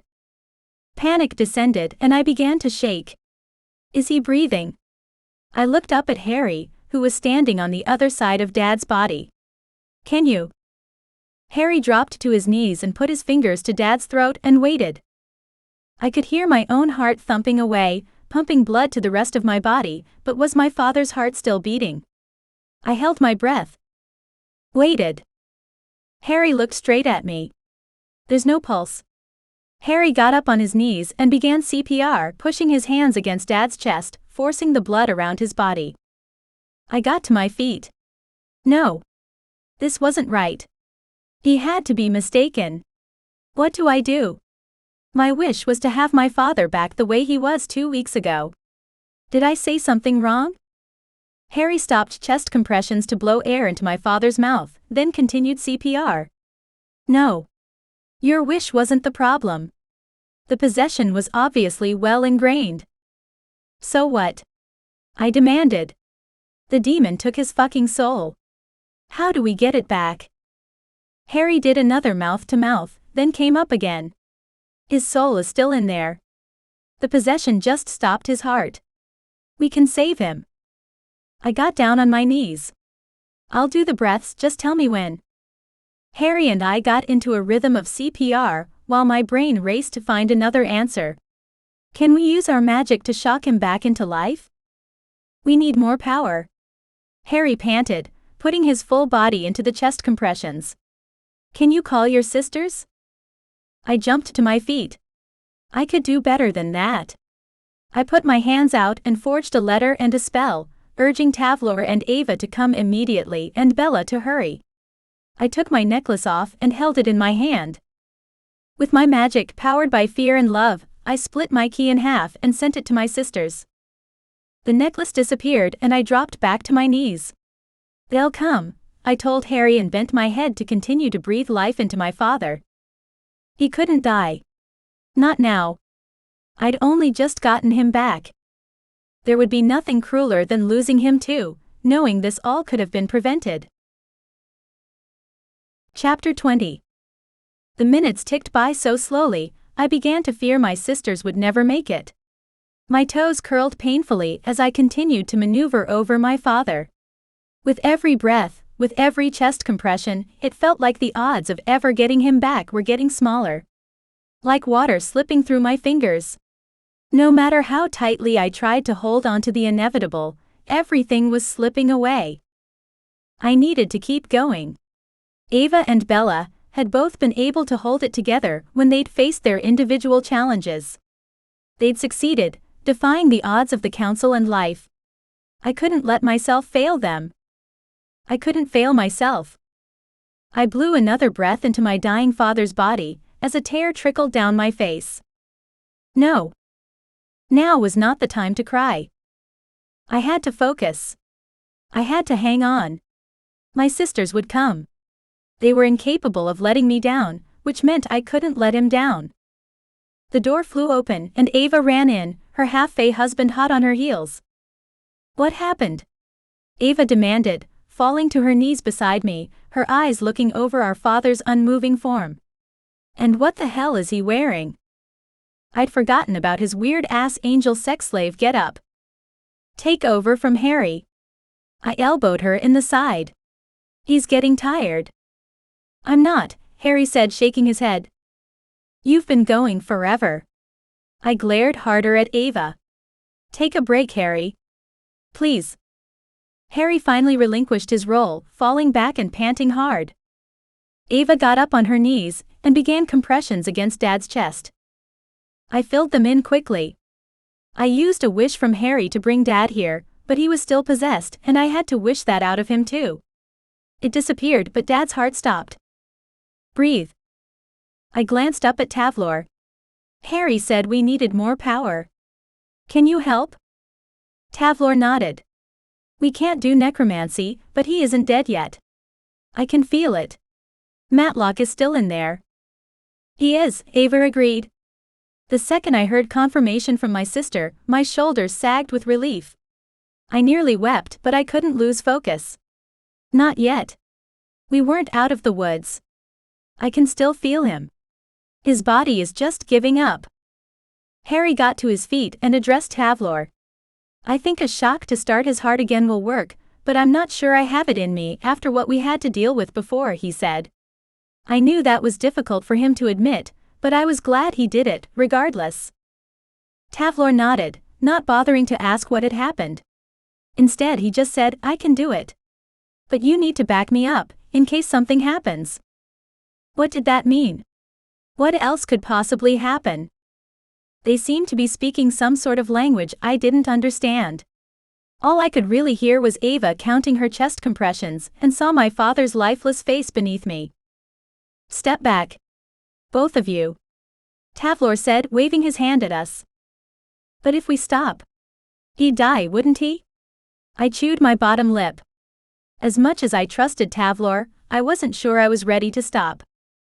Ava! Tavlor barked. She grabbed me and pulled me back. Quick! Get out of the way, she said. That's his you're about to die, so move voice. I held tightly to my sister as Tavlor fired a white light into our father's chest. Dad's back arched, his spine bowing up. I gasped and held even tighter to my sister. Dad's body collapsed back on the floor, then the sweetest sound in the world filled the room, a massive gasp of breath coming from our father's body. We ran for him, Ava sobbing and Harry reaching for his shoulders to sit him up. Careful, careful, I urged him. Tavlor joined us, and there we were, all of us sitting on the floor staring at my father. Dad! I called out as he rolled his head from side to side, swallowing hard and gasping for air. For a moment fear pulsed through me. What if he opened his eyes and that red demon was still here, the one that didn't recognize me, the one that attacked without thinking? I glanced at Harry, holding my breath. It was only when he nodded once did I finally blow out a shaky breath and give myself permission to hope. Just a little. Somehow I knew he was ready for the same thing I was. And I didn't know how Dad's body would cope with another spell. What happened? Dad croaked and I launched myself at him, hugging him tightly. Tears filled my eyes. I tried to blink them away, tried to hide them from him, but a couple managed to snake down my cheek. You're back. Oh, thank God. Thank you. Ava corrected, though her voice wavered, revealing her emotions as well. At least I wasn't alone. And Harry. And Tavlor. I laughed as I sobbed with relief, brushing the tears from my cheeks. You made it. I said it like I still couldn't believe it. Probably because I couldn't. I thought I had lost him. I thought he was gone. Dad groaned, shifting forward and running his hands over his legs. His mouth dropped open and he wrinkled his nose. It might have been because my eyes were already blurry, but it looked as though he had actually blushed. But that couldn't be right because my father didn't blush. What, oh geez? What am I wearing? He demanded. Ava laughed, even though I could see she was inches away from sobbing hysterically. You tell us. We didn't put you in it. Dad reached out a hand to the two men. Stand me up if you would. Tavlor and Harry got up themselves, then pulled Dad to his feet. He stumbled and Tavlor caught him, helping him to the couch. Tavlor. My magic feels vacant. Would you please give me some dignity back? Tavlor waved his hand and my father's strange costume disappeared and he was once more dressed in his clothes. Black pants, white shirt, royal purple vest and a flowing black robe. Thank you, son, Dad said, sitting down with a thump. His words rang in the room, and I glanced towards Ava, who looked a little shocked to hear Dad call Tavlor his son, but then a huge smile beamed over her face. Dad gestured to the couches around him. Please. Sit. And tell me what on earth's going on. I sat right next to him, needing to reassure myself that he was alive. Ava gestured to me. You tell the story. We just got here. I opened my mouth to explain, but hot tears rose and I couldn't do it. So I turned to Harry and he stared at me. Please? I managed to get out, though my throat had closed and I was struggling to breathe, let alone talk. Harry nodded and said, I can't do the whole story. I wasn't at the council meeting. Ava cleared her throat and filled in the gap. Basically, you put on the locket that Charity gave you, she said, keeping her voice gentle. Though Dad seemed like his normal self, we didn't want to overwhelm him with information. Dad narrowed his eyes. I think I remember that, he agreed. Yeah, but then your eyes went bright red and you attacked us, Ava scoffed. Dad's jaw dropped. I what? It was clear this new information took him by surprise, like he wasn't conscious of what he'd done. Ava waved her hand as though dismissing that part. Then Courtney defended us, and knocked you back into the portal, she said, ignoring his question so she could wrap up the story. We had no idea where you'd gone, and were frantically trying to find you. Ava then waved her hand at Harry, who quietly continued the story. I gave Courtney a bracelet that I created with help from Oliver. It is a wish bracelet of sorts, for her, as recompense for what I did to her. Everyone was listening intently now, and I couldn't stop the heated blush that spread up my neck. So when she called me and asked me to bring you back from wherever your possessed body had gone to, she used one of your charms that boosted my magic, and we managed to call you home. What then? Dad asked, seeming excited by the story now. Well, Harry's gaze shot sideways. Basically, you came in, and we saw you were still possessed. So, Courtney used another charm to force the demon from your body. Ava turned towards him. That sort of magic is hella difficult. I nodded, swallowing hard. Harry is very powerful. Everyone turned to watch me, and I sighed. I'd gotten my voice back, so I turned to Dad and took over. So, Harry forced the red horrible thing out of you, which screamed so loud it almost made both of us pass out, then you died. The words weren't strong enough to explain the pain I'd felt in that moment, but as I went over them in my head once more, I realized they conveyed enough of a message. Dad shifted in his chair, adjusting his coat. I died. I nodded. Your heart stopped. We did CPR and called for help. Speaking of. I glanced around. Where's Bella? I called her too. That was genius, by the way, Ava said, sending us the necklace that let us come straight here. Tavlor cleared his throat. I got Bella's note. And I got mine. Ava said, shrugging. I sighed.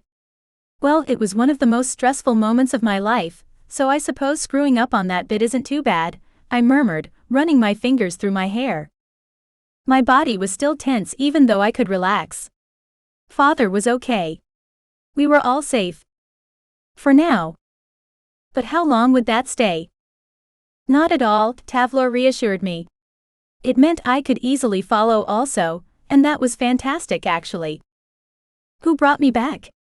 Dad asked, glancing between us. Tavlor raised his hand. I did, but it was nothing, he said, dismissing his own contribution. I wanted to roll my eyes. Sometimes the half-fae was too humble.